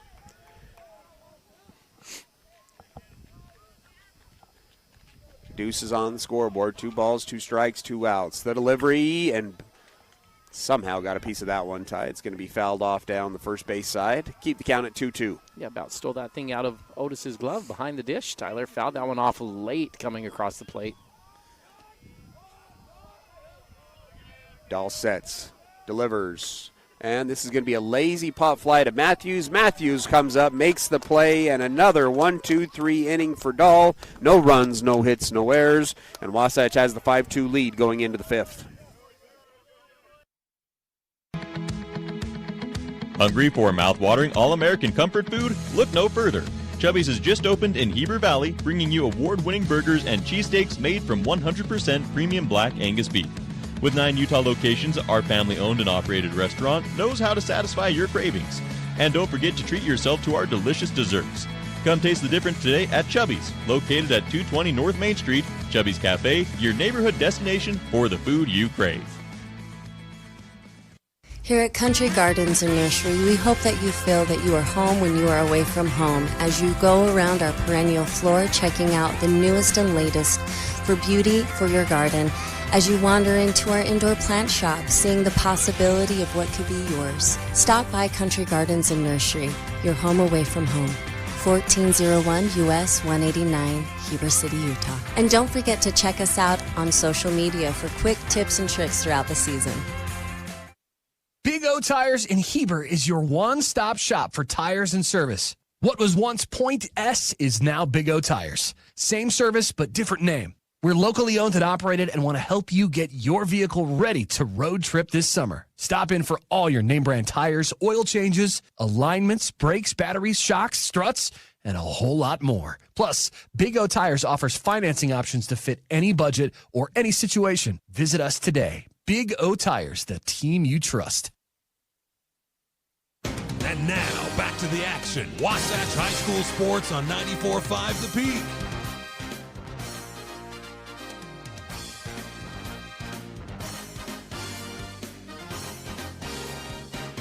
Top of the 5th brought to you by Guild Mortgage. Own what matters with Guild Mortgage. Wasatch leads 5-2 going into the top of the 5th. It's going to be 5-6-7 up for Wasatch. Sweat, Bluth, and Baxter. First pitch is going to be swung on and hooked foul for strike one. Sweat hit by pitch in his first at bat, reached on an error but had an RBI and scored in his second at bat. 0-1 the count, the pitch, and that one misses high. Tried to go off speed, and that one's going to move the count to 1-1. You notice Otis does a little bit of an open stance. And if memory serves right, you played with a little bit of an open stance as well. What's the reasoning for hitters that want to do that? That one's going to be swung on and skied to right field. It's going to be pushed all the way to the fence, and he'll see another pitch. It's going to be 1-2 as that one goes foul. Ty just had a natural step out when I was hitting. You know, when I was square, I would always step out, and so good coach just said, hey, open up your stance, and that'll tell your body that you have to balance itself up. So that's why I would do it, is kind of had that open stance, so it taught my body to step in instead of out. Just mechanical. Yeah, just a mechanical thing to keep me closed. It closed up my stance to keep me loaded. Wasn't a lot of power behind mine. Swing and a miss there. That's going to be the second strikeout of the day for the South Sevier pitching staff. Had nothing to create more power for me, Ty. There was no power whatsoever in my swing. God, we joked off air, right? Jack Salmon needs to take a page out of your book. He's hitting it too hard to the right fielder. Too hard. You just knew how to serve it right in front. It's going to bring up Eddie Bluth, who's 1 for 2 today, 1 for 5 on the season. Had a bunt single in his last at bat. He'll take ball 1. Eddie also scored on the 2 RBI single from Max Livingston with 2 outs in that inning.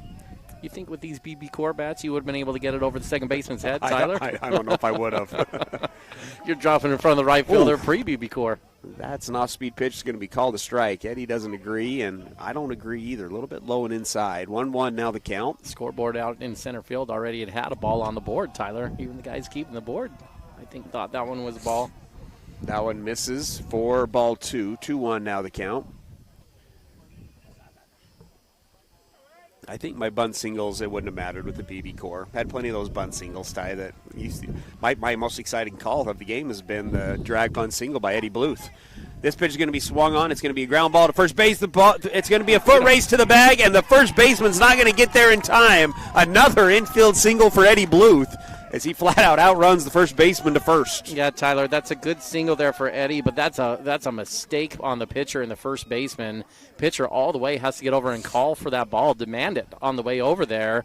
You don't want to get into a foot race with a lefty who's got speed coming out of the box when you're playing that deep behind first base.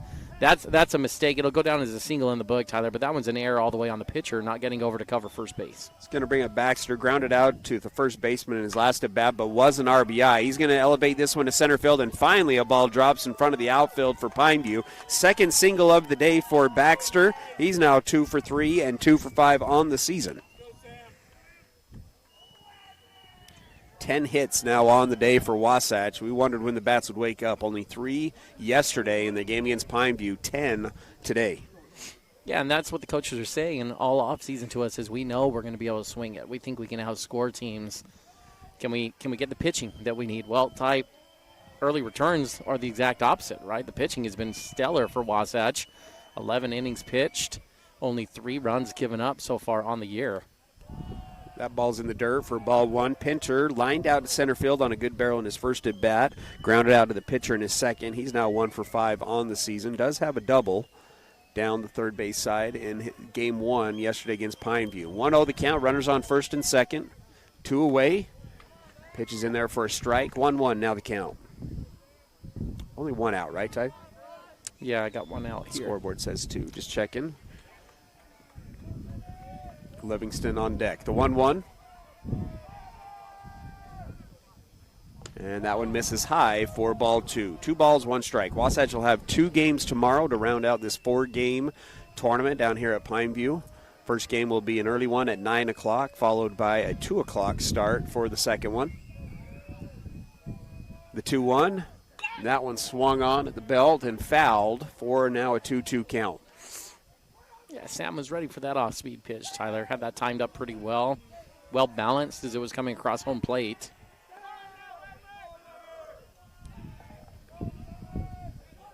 Two balls, 2 strikes, 1 away. Runners on first and second. Wasatch looking to add to their 5-2 lead. A 1-look delivery. The pitch, a little hit-and-run action, and it is fouled off into the netting down the right field side.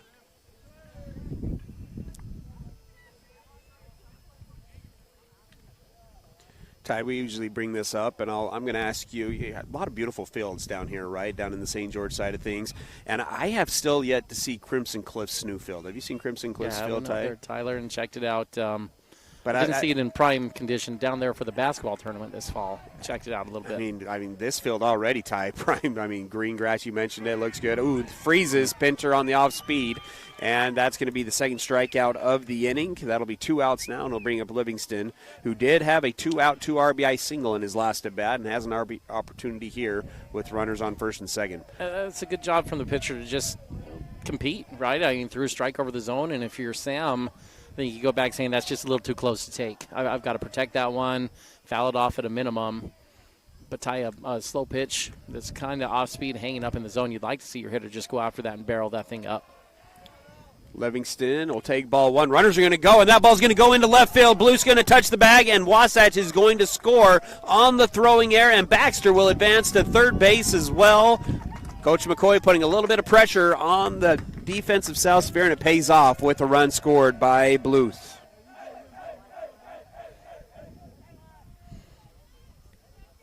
Yeah, being aggressive, Tyler. Kind of caught him off guard. 2 outs, first pitch. You normally aren't trying to steal third base, but coach is saying, I want to get 2 guys into scoring position here for Max, and Max came through last time with runners on second and third. Tyler poked a single right back up the middle. Not even going to get that chance here on the fielding error, putting that one into left field. Check swing, strike 1. 1-1 now the count. Baxter on third. Into the windup, the pitch, and misses inside for ball 2. Out of all the fields down here, Ty, I think Pine Views looks really good tonight. What's your favorite high school field down here in the Yeah, in you St. mentioned, George Tyler, Hills? I actually walked over to this field when we got here today and just stared at the turf for a little while because it looked so much like football turf. That was going to get Max on the back, Ty, hit by pitch. Yeah, this one looks so good that I had to get about 15 feet away and just stare at it for a while.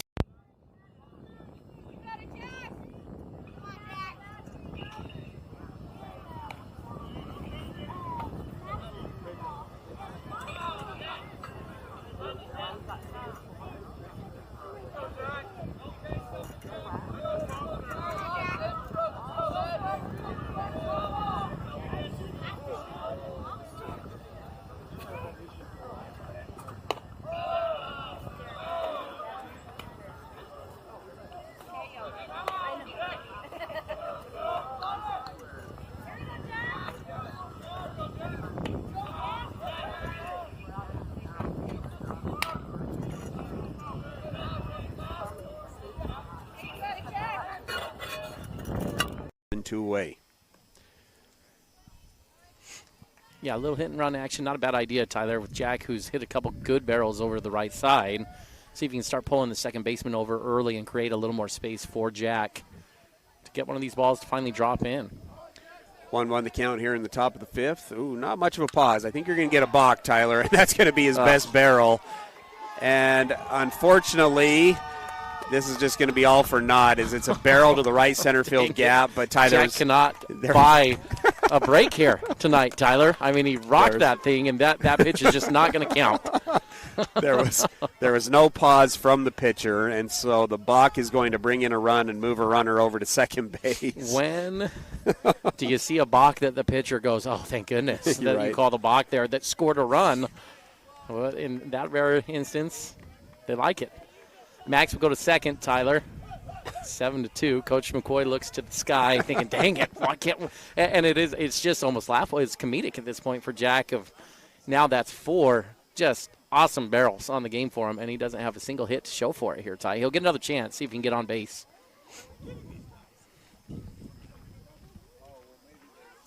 So tie count, they've put 1-1. Should be 1-1. It's a no pitch on a block, right? 1-1, right. Yeah, 1-1. So 1-1 the count. Salmon back into the box. He's had 4 barrels now. That one actually finally landed. Would have been an extra base hit. Now an off-speed pitch. Misses high for ball 2. Yeah, don't call that one Mr. Blue. Feel like Jack needs a break over here. That one was borderline.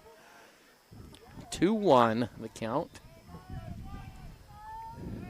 Not a huge lead for Livingston at second base. He is in scoring position.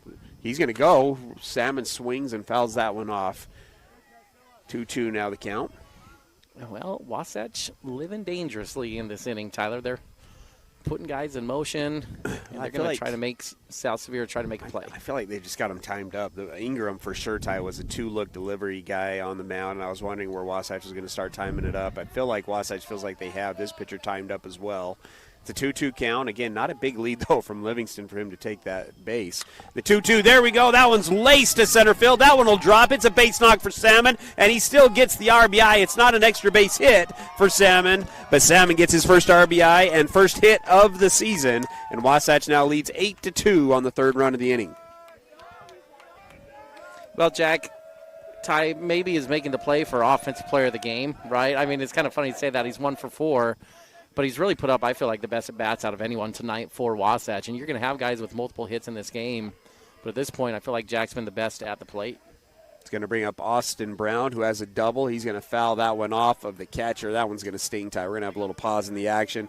Brought to you by Physical at the Fit Stop. Brown 1 for 3. Struck out in his first at-bat, doubled and scored in his second, and then grounded out to the first baseman. Give Physical at the Fit Stop a call at 435-654-5607 to see how you can improve your balance and regain your freedom. Ty, well, we have a second. I know we're going to go into this a little bit more in our 5th inning stretch after this, but the bats have woken up. You mentioned it. If you're just joining us, Wasatch 11 hits now on the game. We're only 4 2/3 innings into this one, and the Wasps have 11 hits on the day. Multiple hit game here for Eddie Bluth, Crew Baxter, and Braxton Fowler, and Royal Matthews. Runner's going to go, and Salmon will swipe that back easily. It's a pitch outside of the zone, so a 1-1 count, and another runner in scoring position for Wasatch. So it feels funny to say, well, how can Jack have the offensive player of the game if he's 1 for 4 when you got all those guys with 2 hits? But Eddie Bluth, infield single that he just beats out. Braxton Fowler, an infield single that just kind of found some space in there, Tyler. A couple bleeders from Royal. Jack has been on the screws every single at-bat here this evening. That one misses low and inside, so a 2-1 now, the count.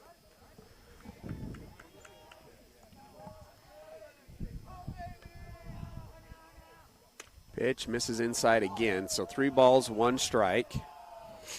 Well, I'd like to see Austin turn it loose here, Tyler. This is a hitter's count. Pick the pitch in your mind that you're looking for, curveball or fastball, and if he gets it, just turn this thing loose. The 3-1. And got it just a little bit ahead, Ty, on that pitch. It's going to be fouled off, and that'll fill up the count at 3-2. That's a good swing, though, Tyler. I mean, that's what you want to do in that count. Don't get cheated. Put a good hack after it, and that's exactly what Austin did. 3 balls, 2 strikes. Pitcher comes set, the payoff. And that one's going to be fouled off again as well, this time behind us. On the third base side, keeps the count at 3-2. Wasatch leading 8-2 here in the top of the fifth. We have our Guild Mortgage fifth inning stretch coming up following this top half of the inning. Wasatch looking for their first win of the season. Dropped their first game on a walk-off sacrifice fly against Pineview last night in the bottom of the seventh, losing 1-0. Another payoff. Runner goes, and that's a pitch outside. Wasatch will swipe third base. So it'll be runners on the corners now with 2 outs, and it'll bring up Royal Matthews, who's 2 for 3 today with a run scored and an RBI.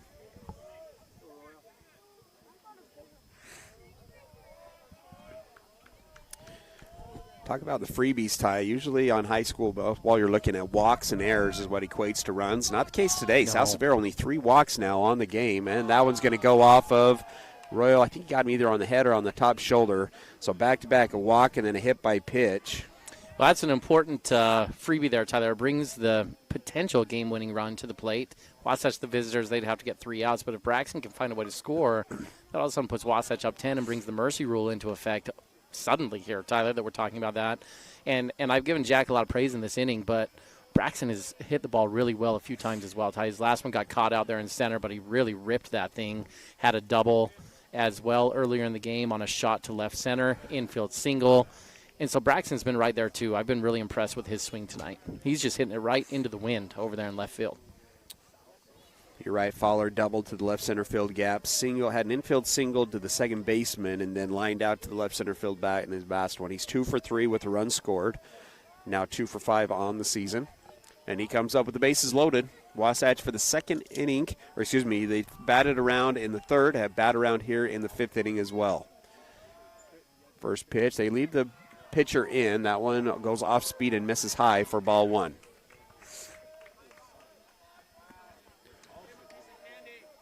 One ball, no strikes. Bases juice, the pitch. And that one misses as well high. Moves the count to 2-0.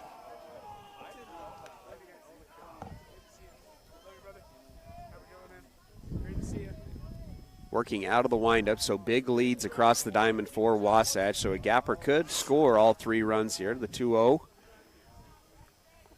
And a swing and a miss from Braxton went after that one, a little bit over the top. 2-1 now the count.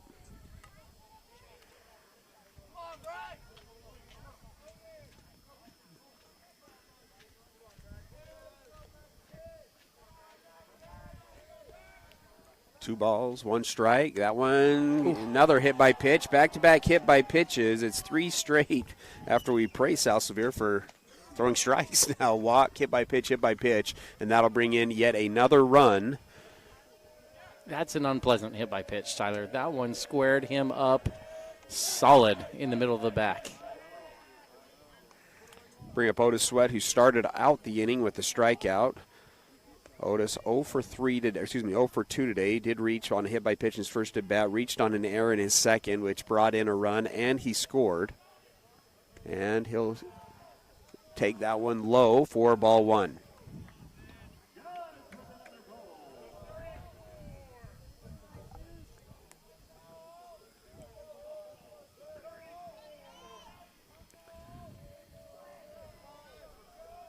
The count, the pitch. That one swung on and fouled back for strike 2. Strike 1. 1-1 now the count. Otis has had an elevate swing here, Tyler, in the first part of this season, which I think can maybe get him a couple long balls before the year's over, especially with Wasatch moving the fence in. Tonight, though, I think that might be ill-advised because it's right into the wind where he wants to be hitting this. It's going to be hard to get that over the outfielder's head just with the angle he's at. Like, see him just attack a little bit down and through the ball a little bit more, kind of cut that ball in half and get this thing on a line drive. 2 balls, 1 strike. That one misses low. Brown, a big lead over here at third. He's going to try to steal home, tie the balls high, and he's going to get out at home on the stolen base attempt. And so Wasatch is retired, but not before they score 4 runs on 3 hits, 1 error, and 3 are left on base. It's 9-2, and we'll keep it here for the 5th inning stretch, brought to you by Guild Mortgage. Ty, throw it over to you for our game summary. Well, Tyler, this one got going in a little bit of a strange way. You mentioned it last inning where Wasatch gave freebies in 3 out of the first 4 batters, and South Sevier was able to get 2 runs across the board on only 1 hit in the first inning and jump out to an early 2-0 lead. Wasatch had some really good barrels in the first couple innings, Tyler, but the balls were just hit right at the defenders. And then Wasatch found a way to start getting the ball to fall in the top of the 3rd inning. Wasatch scores 5 runs on the board. They are scoreless in the 4th before putting 4 more on the board there in the 5th. They now lead 9-2 in this one. And when you take a look at the batting dynamics of this, Wasatch 11 hits on the day, Tyler, a couple doubles, 9 singles on the day for Wasatch. In addition to that, you've had 4 Wasatch players hit by pitches in this game here and 1 walk. So we start doing a little math there, Tyler. That's 16 base runners for Wasatch in only 5 innings of play. It's been a good game so far for Wasatch. On the flip side, Tyson Dahl has really settled down after that rough first inning. He's really cruised, Tyler. 4 innings pitched, 65 pitches on the day for Dahl, 36 strikes to 29 balls, 2 earned runs, 2 base on balls, 1 hit by pitch, 3 strikeouts, and only 2 hits on the day. Tyler gave up 1 of those in the first inning, and then a scattered hit in the 3rd inning as well here, Tyler. But other than that, Dahl has just been really good on the mound for Wasatch here today. Summary brought to you by Heber Appliance Furniture and Mattress. When you're down to your final out and your appliance goes out, turn your drop-a-ball into a touch-a-mall at Heber Appliance Furniture and Mattress. As we go into the bottom of the 5th, it's going to be brought to you by Physical at the Fit Stop. Do you sometimes feel dizzy or unstable? If so, Physical at the Fit Stop has good news. Falls are preventable. Give them a call at 435-654-5607. Let's see how you can improve your balance and regain your freedom. 9-1-2 up for South Sevier, who now trail 9-2. Have gone 3 scoreless innings since putting up 2 runs back in the bottom of the 1st. Tyson Dahl still on the mound. Mentioned he has retired 12 of the last 13 batters he has faced. First batter is going to square on the drag bunt. It's going to be popped foul out of play for strike 1. We're going to bring Sam Pinter up onto the grass.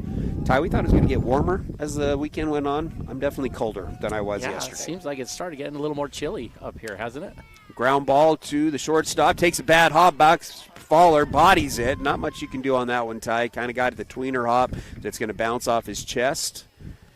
And South Sevier will have the leadoff runner on.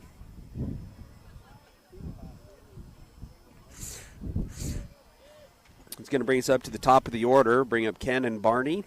Hit by pitch and scored in his first at bat and then grounded out to the second baseman in his second.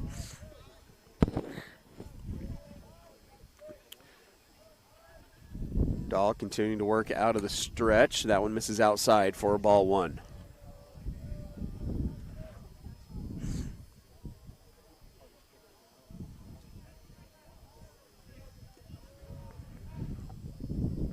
Dahl takes a look over at first. Now will come set.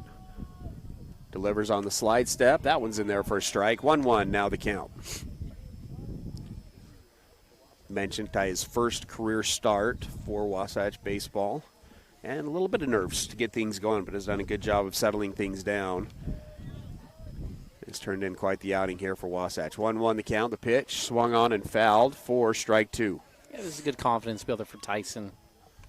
Tyler, Wasatch is going to need to find some new pitching, trying to replace Bridger Shaw, Blake Sweat, a couple stellar starters for Wasatch last year, seniors that graduated. Return Max Livingston, who was kind of the 3-4 starter for them at various points over the season. They're looking for him to be the ace this year. Runner's going to go on the 1-2. It's a ball in the dirt. Sweat doesn't have a chance. It'll be a stolen base and move a runner into scoring position, and we'll move the count to 2-2. Kind of nice to have the ace in your back pocket of Braxton Fowler out there at shortstop, though, isn't it, Ty? And Braxton, you can give him the ball and put him on the mound, and he can go to work for you in a lot of different situations. I think you mentioned, Ty, just some other pitchers that threw last year. Jack Salmon, Eddie Bluth, Royal Matthews threw last year for Park City, Ty, as well. It's quite a few arms that have varsity experience coming back. 2-2, that one's fouled straight back, so still nobody out here in the bottom of the 5th. Wasatch leading 9-2 over South Sevier.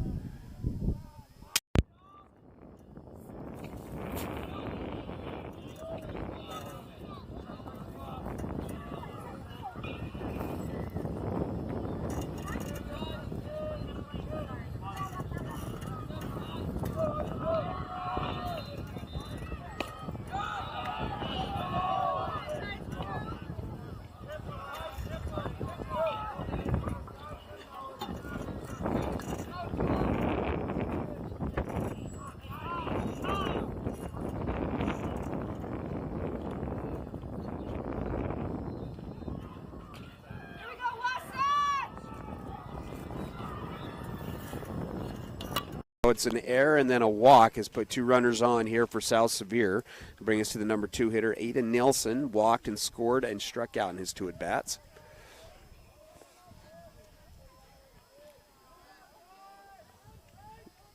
Dahl comes set, delivers on a kick, and a swing and a miss for strike 1 here to Nilsson.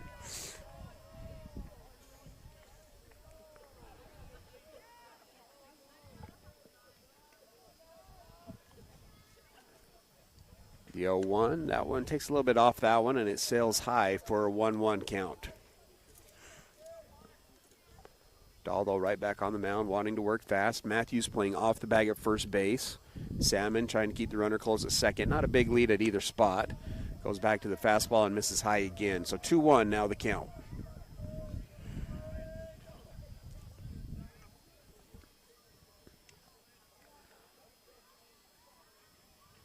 That one bounces well low, but Sweat does a good job of keeping it in front of him. Keeps the runners at first and second. But 3-1 the count and still nobody out. That was a really good block from Sweat back there, Tyler. I talked about that adjustment of that high bounce on the turf. That was another one that he had to go up a little bit higher to keep it in front. And that one's in the dirt as well. So second straight base on balls here from Dahl will load the bases. Wasatch a comfortable lead at 9-2, but still nobody out here in the bottom of the 5th. Yeah, you don't want to let South Sevier start getting some life back in this one, Tyler, here. So you probably give Tyson a little leeway. But if they're able to push across a couple runs here, maybe get this thing in a 9-5 game, you probably start looking at making a pitching change there pretty soon. And maybe earlier if you keep finding balls down in the dirt, Ty. Another ball here to Parsons, who's 0 for 2, now 0 for 3 on the season. Grounded out to the shortstop and popped out to the center fielder in his last at-bat. The 1-0 goes back to the off-speed. This one's roped to right field. Livingston, though, is able to make the play, able to get it in quickly, and no run is going to come in. That ball was hit sharply out to right field, and the runner at third wasn't able to get back in time to tag up. And Livingston makes the play in the first out of the inning.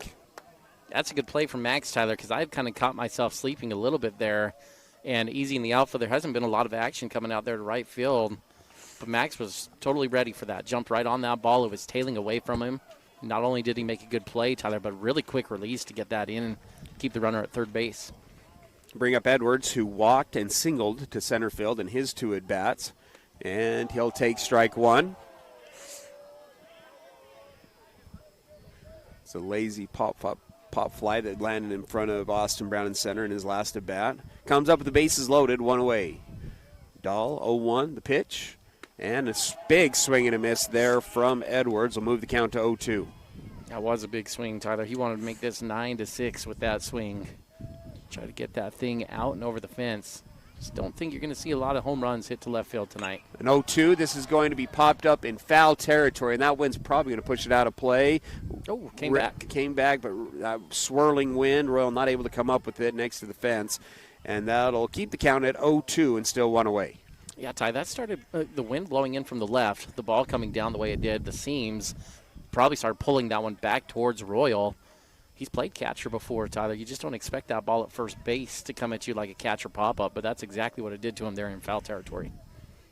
Keeps count at no balls, 2 strikes, 1 away. Still bases loaded here in the bottom of the 5th. Wasatch leading 9-2, looking for their first win of the season in Game 2 of their season. That pitch is low and outside for ball 2. You hope that one doesn't come back to bite you. All too often when you give hitters another chance like that, Tyler, on a ball where you could have put them away, they make you pay. Apologize, that was ball 1, so 1-2 the count. Corners are playing in for Wasatch. This one's going to be similar, but that one will get out of play. That one hit a little bit more sharply, and it'll keep the count still at 1-2.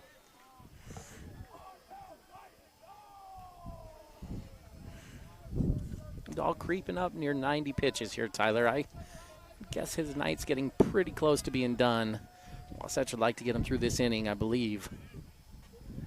1-2 goes with the off-speed, freezes him. That's strikeout number 4, brought to you by Gravity Coalition. Nice pitch there from Dahl, and Wasatch has 2 away. Yeah, that was his best pitch of the night, Tyler. Bases loaded. Got a big power hitter up here, the 4-hitter for South Sevier. He's fouled off a couple of your good pitches, and Tyson just makes a gutsy pitch there, punching him out looking. It's going to bring up Blake. He did single in his first at-bat to center field, popped out to the second baseman in his second. He'll take ball 1.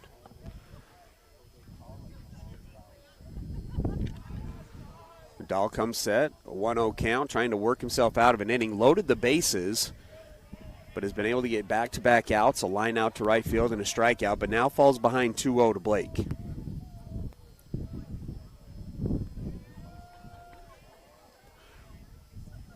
That one misses as well. 3-0 now the count.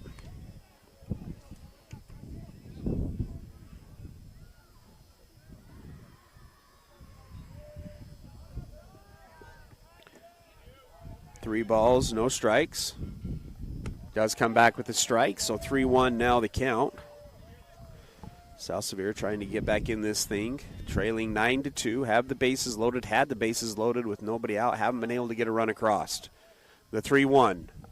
And it's going to be a ground ball back to the pitcher. Dahl bobbles it, picks it up with the bare hand, throws it to Royal in time, and Wasatch gets out of the inning. No runs on no hits. There was one error, and 3 are left on base. Wasatch still leads 9-2 as we go into the 6th. Check out the Fit Stop Health Club. It's more than a great facility. Their employees and staff create a comfortable, caring, supportive place for men and women of all ages, as well as their families, to work out. They have your tanning beds, massage, and personal trainers. Find your new groove. Jump into their therapy pool with endless laughs. They have Group X classes with nationally certified and specially trained instructors. See what the Fit Stop offers. Go to their website at fitstophealthclub.com. For more information, call 654-2131. Hi, this is Corbin Gordon from Gordon Law Group. I commonly get approached by people with the same question. Hey, do you guys do a particular type of law? The answer is almost always, yeah, we do that. We are the Valley's only full-service law firm that has been in business for over 20 years. We have 5 experienced attorneys who do estate work, litigation, business formation, real estate, water law, divorce, criminal defense, and many others. Gordon Law Group, yeah, we do that. At Heber Park City Appliance, you're getting a dedicated team of professionals who go out of their way to keep your home running smoothly. And when we say team, we're talking about 40 years of winning service and reliability. We're here to boost your at-home satisfaction long after your purchase. So when it's fourth quarter and your fridge goes out, oh man, be confident knowing we're a team that will go the distance for you. Heber Park City Appliance in Heber City. Visit us online at heberappliance.com. Wasatch High School Sports is on the radio.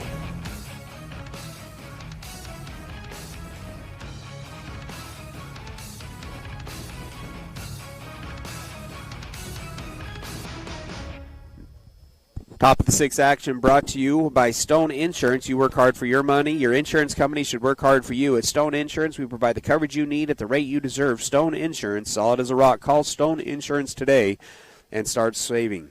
It'll be Sweat Bluth Baxter to lead it off for Wasatch, who lead 9-2 here in the top of the 6th. Sweat 0 for 2, but has scored and does have an RBI as well.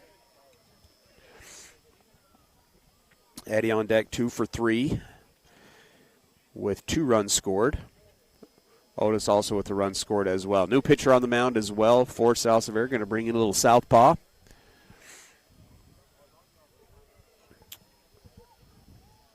Frankly, Tyler, I'm hoping for 3 runs and a 3-up, 3-down inning because I'm freezing. We're to the point, Tyler, always on these cold games, the technology becomes a question. Yeah. The battery starts draining when it gets cold, Tyler. And so that's what we're looking at is, does the equipment have the juice to make it, or we may need to start running some extension cord? We got greedy. We didn't run the extension cords before this one, Ty. Got a couple of subs coming in for Wasatch. Easton Wood is on deck. He'll be hitting for Eddie Bluth. Otis Sweat does swing at the first pitch, fouls it straight back for strike 1, then takes ball 1, 1-1 the count.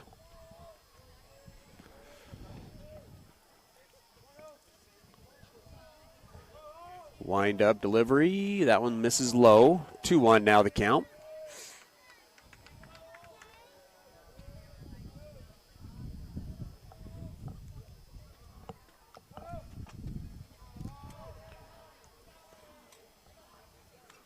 Another big swing right on it. Fouls it straight back. 2 balls, 2 strikes now the count.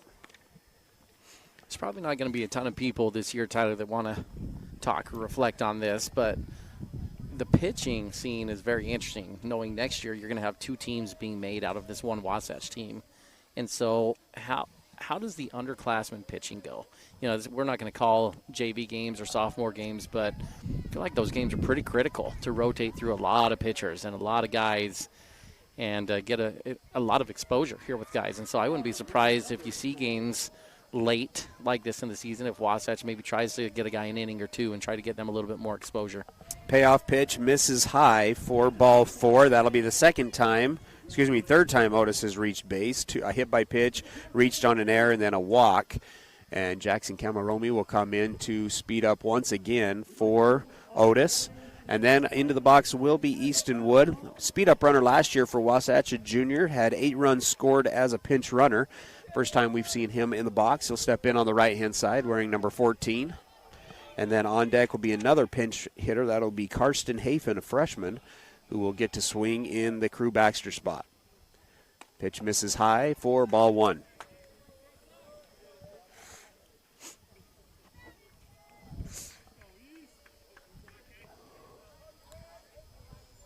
Ty, I never really asked you, baseball fields down here, which one you prefer. You kind of let me talk a little bit about it, and I mentioned Desert Hills. Snow Canyon is kind of a classic field. So I was going to say Snow Canyon. That's more nostalgia. We had a really fun mini tournament down here when we were at high school at Snow Canyon, but similar, like the field dynamics make it so the home runs in play quite a bit out there. Can I reverse it? What field would you just not want to play on down here?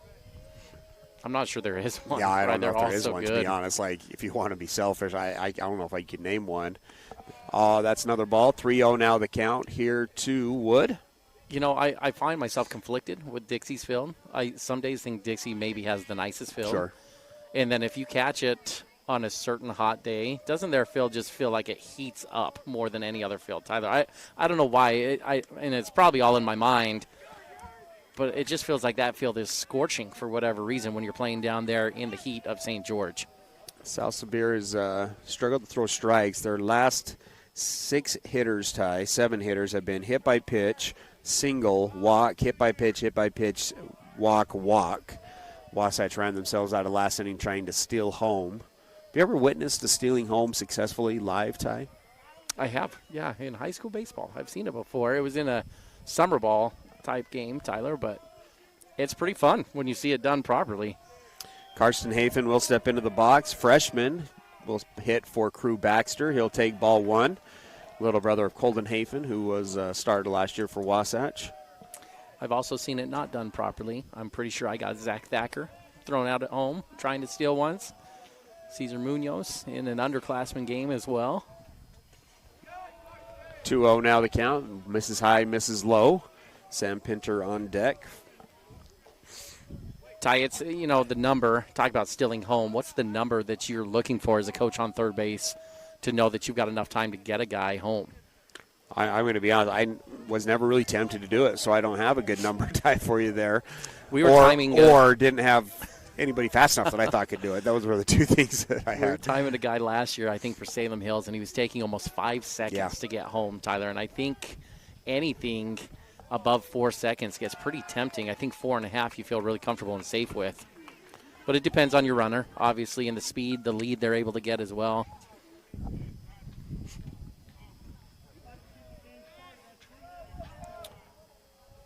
Another walk, and Hafen will reach base for the first time in his high school career. We're going to have a pinch runner.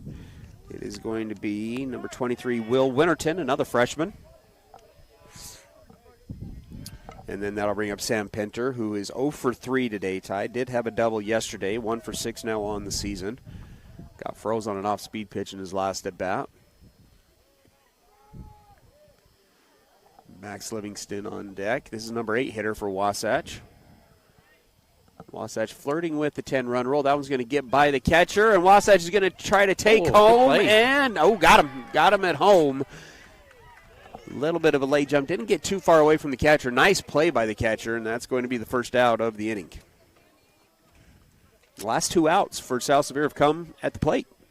Trying to steal home, and then that one on a pass ball with a good bounce by the catcher is able to get him at home. 1-0 the count. And this one swung on and nearly takes Coach McCoy's head off, Ty, down there. Well, after his zip past Wood as well. I tell you, the older you get, the more I think you're grateful for being short. And I think Coach McCoy and I are in that boat, Ty. If he'd have been a little bit taller, I'm not sure he'd have gotten out of the way of that one. 1-1 now the count. That ball was a good barrel. So now you watch him, Ty. Is he taking a couple steps back on this next pitch? I think he's just going to sit behind Wood is what he's going to do, Ty. 1-1 the count, and that one misses low for ball 2. There's been a couple that I'm not sure I'd have gotten out of the way of or caught. That play by Max Livingston in the last inning, Ty, was a good one, and I'm not sure I would have been awake to catch that one if I'd have been out there. And I don't know if I'd have gotten out of the way of that last one.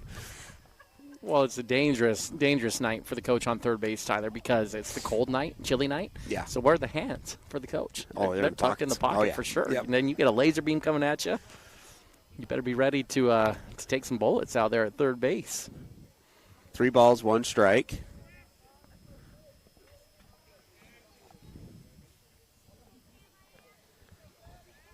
Sam gets back into a little bit of a delay. Now we're back at it. 3-1 the count. Still runners on second and third. 1 away. No runs in yet after 3 straight walks to start off the inning, and that one's going to be the 4th straight walk.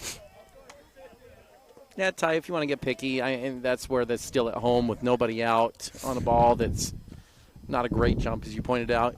Pitcher that's struggling to throw strikes, maybe you don't gamble that in a closer game. Just kind of look at that situation and say, hey, this kid might give us a free one. We don't need to risk it if it's not a sure thing. But at this point, you don't want to teach your guys to not be aggressive, right? And so it's probably fine here at this point to get after it. Big swing and a miss from Max. His strike 1. 0-1 now the count. Usually rule of thumb, right, if it gets outside the dirt or the red, you should be able to score on that one. So pretty nice play from the catcher on that last one. 0-1 the count. This one swung on, elevated to deep left field. That one's going back, and it's dropped it. Ball's down. 1 run's going to come in, 2 runs are going to come in. Max Livingston with a couple of base knocks in the game. He's got 4 RBIs, and that puts Wasatch up 11-2. Holy cow, Tyler. He put everything into that. On a different night, he's touching them all on a grand slam. That thing directly in the wind. Still goes to the base of the warning track. He clobbered that ball. What a shot. That's the 12th hit of the day for Wasatch, and that'll bring us back up to the top of the order, where Jack Salmon is 1 for 4 with a run scored, singled to center field, and brought in a run in his last at-bat. His other 3 outs have all been good barrel line outs to right field and left and center field. Tell you what, Max doesn't want to hand over that offensive player of the game too early here to Jack Salmon. Start looking at what Livingston's done at the plate today, Tyler. 2 hits, 4 RBIs, double and a single. He's delivered with runners in scoring position. 0-1, the pitch misses outside, so 1-1 now the count. Runners still on second and third. Wasatch trying to go up 10. Flirting a little bit with the time as well, Tyler, here in the top of the 6th inning. The 1-1, and that one misses low. 2-1 now the count. What you have to love about this lineup that Coach McCoy's put together is what's been happening at the bottom of the lineup. Tyler, your 9-hitter, 4 RBIs, couple hits on the day, and they're not cheap hits, Tyler. Max has really put the barrel right on the ball, and that's demoralizing to a team. You got to come back to the top of the lineup after the bottom of the lineup abuses you. 3-1 now the count to Salmon. Ty, World Baseball Classic underway. Is that something that you're following? Yeah, I watched a little bit this morning. Shohei Mexico, picking up right where he left off, little grand slam. Oh, did he have a granny? Yeah. I didn't see that one today, Ty. United States currently up 3-1 on Brazil. That one fouled back.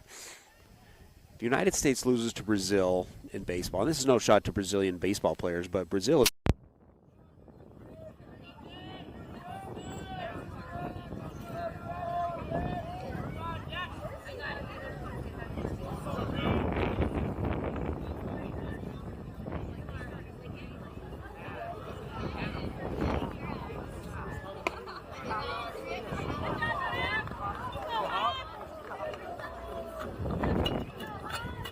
feel like if the U.S.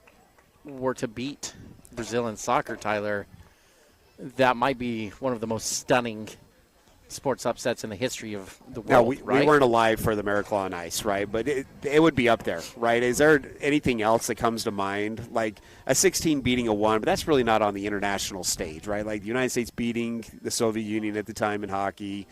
But, yeah, the U.S., like what teams, Brazil, any European team at this point, like, or is it just Brazil? I think you've always got to be a little bit curious what Germany has going on. France has had their years, of course. Spain has had years where they've been competitive, Tyler. Yeah, so we'll kind of see how it all puts together. There's teams over there for sure that I think you need to keep your eye on. We do have a pitching change brought to you by Physical at the Fit Stop. We'll take a break. We'll be back 11-2. Wasatch bases loaded. 1 out here in the top of the 6th. Hey, it's Nicole from Mountain Refined. I wanted to take a moment and invite you to visit our showroom. We are locally owned and operated with the largest selection in Wasatch County. In our showroom, you will find everything from bedding, home decor, gifts, jewelry, beautiful furnishings, and even flooring. We even have a large selection of protein powder. It won't take you long to find out what everyone's talking about. We can't wait to meet you. See you soon. We're located at 480 North Main Street in Heber City. Chad here from Mountain West Trailers. With over 20 years in business, we know you value strength and reliability. Whether it's for work or play, our dumping equipment trailers are built to last. Enclosed cargo trailers for business and fun, or open utility trailers for everything in between. With expert sales, parts, and repairs, we've got you covered. Haul it all, big or small, because Mountain West Trailers is always right behind you. Visit us at mountainwesttrailer.com or stop by at 1470 South Highway 40 here in Heber City, Utah. Hey there, Heber City. Are you tired of dings, dents, and scrapes ruining the beauty of your beloved vehicle? Look no further than Robards Collision, the ultimate destination for all your auto body needs. At Robards Collision, they've been offering top-notch collision repairs and outstanding customer service. Their team of expert technicians is passionate about bringing your car back to its original glory, no matter the size of damage. Their state-of-the-art facility is equipped with cutting-edge technology, ensuring precise and accurate repairs. They handle it all with precision and care. Pitching change for South Sevier brought to you by Physical at the Fit Stop. Give them a call at 435-654-5607, and let's see how you can improve your balance and regain your freedom. Another substitution, Hawk Webster, sophomore, will step into the box with the bases loaded, 1 out, and Wasatch leading 11-2. On the mound now for South Sevier is Ken and Barney, the leadoff hitter, will come in. That one misses high and inside, 4-1. He is hitting in the 2 spot for Austin Brown. And then Stockton Goodrich will be hitting for Royal Matthews in the 3 spot. The 1-0, big swing and a miss. 4-strike 1, 1-1 now the count.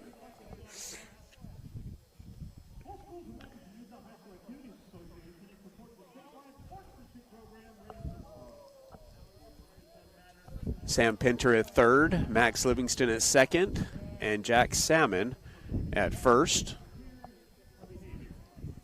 1 ball, 1 strike. Hawks back into the box, wearing number 32. Again, you're listening to Wasatch High School Baseball, Game 2 of the season. Wasatch losing 1-0 last night to the host school, Pineview, and has been able to jump out to an 11-2 lead here after falling down 2-0 in the bottom half of the first inning. Tyson Dahl has settled in and thrown 4 straight scoreless innings. And Wasatch has put up 5 in the third, 4 in the fifth, and now 2 here in the sixth. That one misses and actually gets away from the catcher, but not a huge backstop behind, and so Pinter decides to stay, and it'll keep the score at 11-2, and now a 2-1 count. Definitely one of the shorter backstops that Wasatch is going to play on here this year, Ty. That plays into it for me, Ty. I feel like you brought up Desert Hills. The dimensions of Desert Hills are just nice. Now they're swinging a miss, moves the count to 3-2. You have the short porch, so they have the home run in play, but then if it's a pass ball, you're getting punished for a pass ball, right? If that in that field. But not too much punishment, right? Like Springville's field, Tyler, was enormous behind the dish. You could potentially take 2 bags behind that one over there, so you can go a little too far. Payoff pitch is going to be elevated to left field, possibly shallow left field, actually in foul territory. Third baseman's going to drop it, Ty. It's going to be down. Did they call an infield fly? I don't think they did, and so there is going to be a force out at third base, and a run will come in, and that'll give Wasatch that 10-run lead, 12-2. So fielder's choice. What is that, a 7-5 put out fielder's choice, Tyler? That was actually a 5-1. Just a 5. 5-1. Did he run in, or did he flip it to the pitcher? I think he ran it in all the way. But an RBI for Hawk, Ty. He's got an RBI on the season. And an important RBI. Very important Ty, RBI. yeah, puts it up 10. It's going to bring up Stockton Goodrich now, Ty. Junior, he'll take ball 1.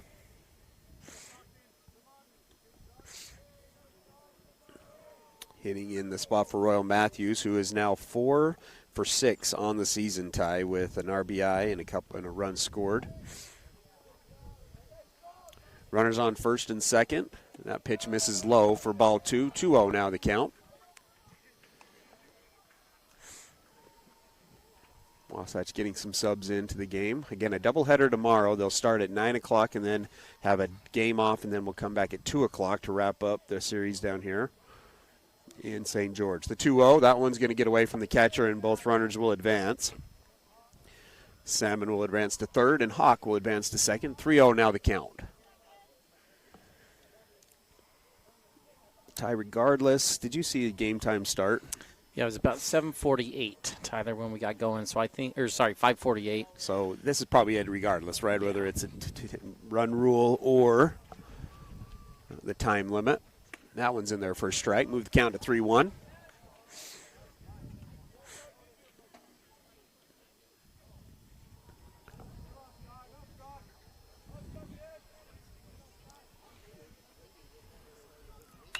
Swung on. It's going to be a sharp hit ground ball to third. Third baseman bobbles, throws it across the diamond in time. And that'll do it for the 6th inning. 3 runs come in on just 1 hit, 1 error, and 2 are left on base. 12-2 as we go into the bottom of the 6th. Timberline Ace Hardware is committed to helping their neighbors and their communities, and because they're in the neighborhood, they can deliver almost anything you need. So shop in store or online for whatever your home or yard needs. Choose from top brands like Milwaukee, Stihl, Traeger, and Benjamin Moore. Then pick up in store, curbside, or they'll deliver your order right to your home. Around the block, what you need in stock with people that know how to help. Timberline Ace Hardware, serving the community for over 50 years. Ace is the place with the helpful hardware, folks. You'll always find the best deals and expert service at your local Napa Auto Parts store. We offer expert service in helping you find the parts you're looking for your current project, as well as Milwaukee tools. We can also help you with most motorsport, RV, and vehicle battery needs at your local Napa Auto Parts store in Heber City. Napa know-how. Napa know-how. Napa know-how. Napa know-how. Teens report that parents are the #1 influence in their children's lives about decisions to not use alcohol, marijuana, or vape. Take a few minutes every day to talk to us about things we like to do. Ask about our hopes and dreams, concerns, and fears. This is a time when we need our parents' help the most. If we feel close to you, we are much more likely to listen. We need you to remind us to stay drug and alcohol free. Brought to you by Wasatch High School Thrive Club. And now, back to the action. Wasatch High School Sports on 94.5 The Peak.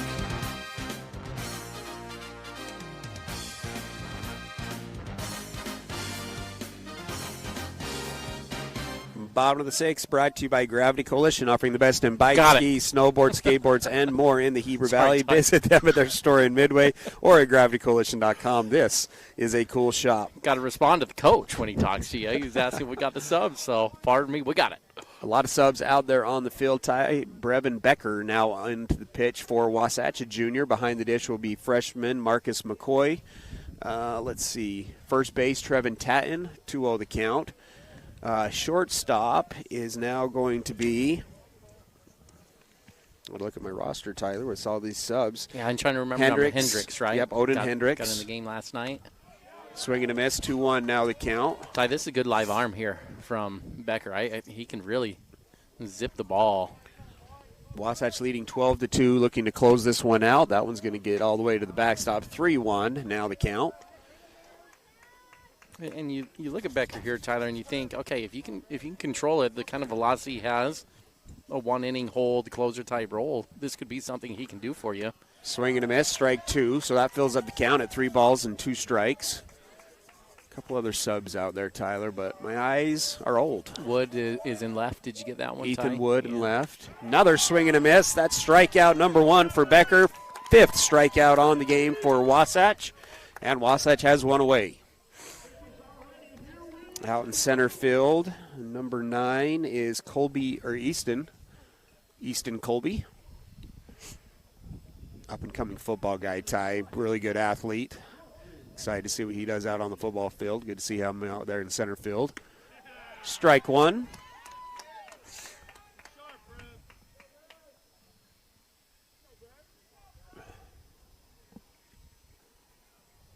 Oh, got him. I thought that got him. Thought I heard it too. I heard it too. No. 1-1.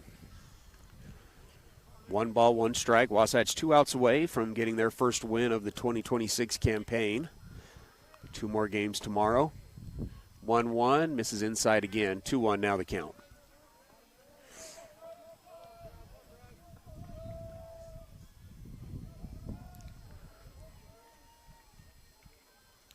And this one's going to be a ground ball up the middle and a little seeing eye single for South Sevier. That is their 3rd hit of the day. Easton gets it in quickly, and Wasatch still 2 outs away, 1 runner on. It's going to bring up the number 8 hitter who's struck out and popped out to the first baseman. Decent lead here for the South Sevier base runner. The pitch goes with the off speed, and that one gets away. Well, good job from McCoy keeping him in front of him. Runner will stay at first base, 1-0 the count. That was a good job from McCoy. He had to cover a lot of ground and get inside that ball. And if you notice how he blocked it, Tyler, got that thing to come back in front. Often a ball that's grazing off to the side like that. Another swing. This one's going to be elevated to center field. Easton Colby comes up and makes the play. Big cheer for Easton, and that puts Wasatch 1 out away from their first win. I like what Becker's doing on the mound. Don't you, Tyler? I mean, he's got some decent velocity. For the most part, he's being competitive in the zone with a random wild pitch in each at-bat to make the hitters uncomfortable in there when it's cold. But he's been mostly around the zone with good velocity. 1 out away, pickoff move, not in time. Tatton quickly gets it back to the pitcher, and Becker will go back to work. Number 9 hitter up right now for South Sevier, who's 0 for 2. Grounded out to the second baseman and reached on an error. And that one's in there for strike 1. Talking to Becker before the game, Tyler, he's one of their third basemen as well. Plays third. And usually your guys that play third have pretty good arms. Tyler, a little bit more of a live arm to get that thing across the diamond. That one swung on and fouled off. And now Wasatch 1 strike away. No balls, 2 strikes, 2 away. Comfortable 12-2 lead.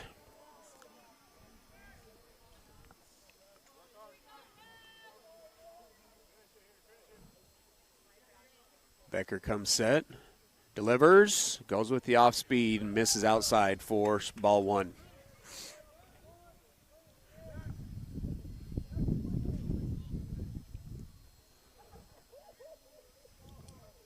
The 1-2, and that one misses again. McCoy does a great job of keeping it in front of him, keeps the runner at first base, and that'll put deuces on the scoreboard. 2 balls, 2 strikes, and a 12-2 lead here for Wasatch.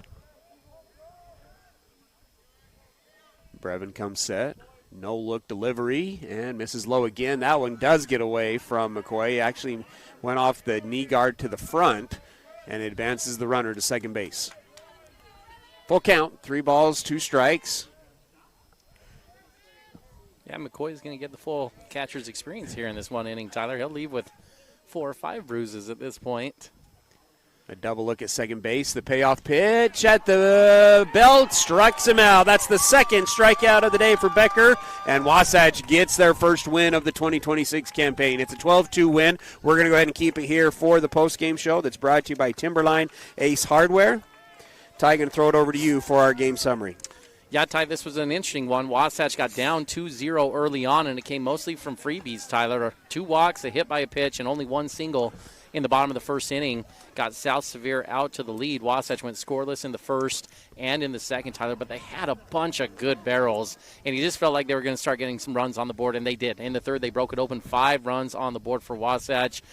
They went into double-digit hits in this game, Tyler. Went scoreless in the fourth inning, got 4 more in the fifth inning, added 3 more in the sixth inning to take a 12-2 lead. Tyson Dahl was excellent on the mound, Tyler. After that shaky first inning, he rolled. He went 5 good innings here for the Wasps to get them in line to get the win, and then Becker comes in to close it down there in the sixth inning and help Wasatch walk out of here with their first win on the season. They get the 12-2 win over South Sevier. They improved to 1-1 on the year.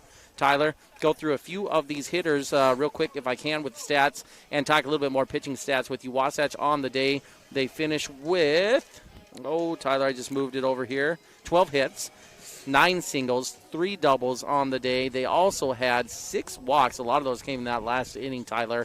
And then they had 4 hit by pitches. So 10 freebies on the day there for, you mentioned it, Tyler, sometimes the numbers reflected by the time you get the errors on there, Tyler. It's about 12 freebies here for South Sevier. That one feels a little cheap because of some of those walks late, but it does work out in that way. Wasatch has 12 hits on the day. Focus on a few of those hitters with multi-hit games. Crew Baxter with 2 hits. Max Livingston is going to be our offensive player of the game, Tyler. 2 hits and 4 RBIs. A double and a single for Max hitting in the 9-hole today. Eddie Bluth also had 2 hits. Braxton Fowler had a great day at the plate with 2 hits as well. And Jack Salmon was really good today. 1 for 4 for Salmon on the day. But, Ty, he was excellent in the box for the Wasps on the evening. So all the way around, I feel like the Wasps really swung it. And then Royal Matthews, 2 hits on the day as well for Wasatch. Summary brought to you by Heber Appliance. When your appliance is down to its final out, turn your drop the ball into a touch 'em all at Heber Appliance Furniture and Mattress. And your players of the game brought to you by Chubby's Cafe, your neighborhood destination for the food you crave. Lastly, Ty, what do we got on the air for our listeners tomorrow? Yeah, Tyler, Wasatch is 9 o'clock, going to go against Mateer, Las Vegas. Team coming out of Las Vegas, little private school that the Wasatch will go bright and early at 9 a.m. against them. We had a chance to catch them in the game before this time. It'll be a competitive game. Wasatch is likely going to turn and hand the ball to Braxton Fowler in that one, but we'll see kind of where they decide to go with their pitching staff because they've got 2 tomorrow. At 2 o'clock, then they'll turn around and finish up against Ridgefield High School, Tyler, for the final game of the tournament here. See if the Wasps can get 2 W's tomorrow. We'll be on the air there at 9 a.m., following it up with a break midday before the Wasps close it out against Ridgefield at 2. That's brought to you by Big O Tires, the team you trust. We'll go ahead and wrap it up. Wasatch gets their first win of the season, now 1-1 on the year with a 12-2 dominating victory over South Sevier. I want to thank you for listening to 92.9 The Peak.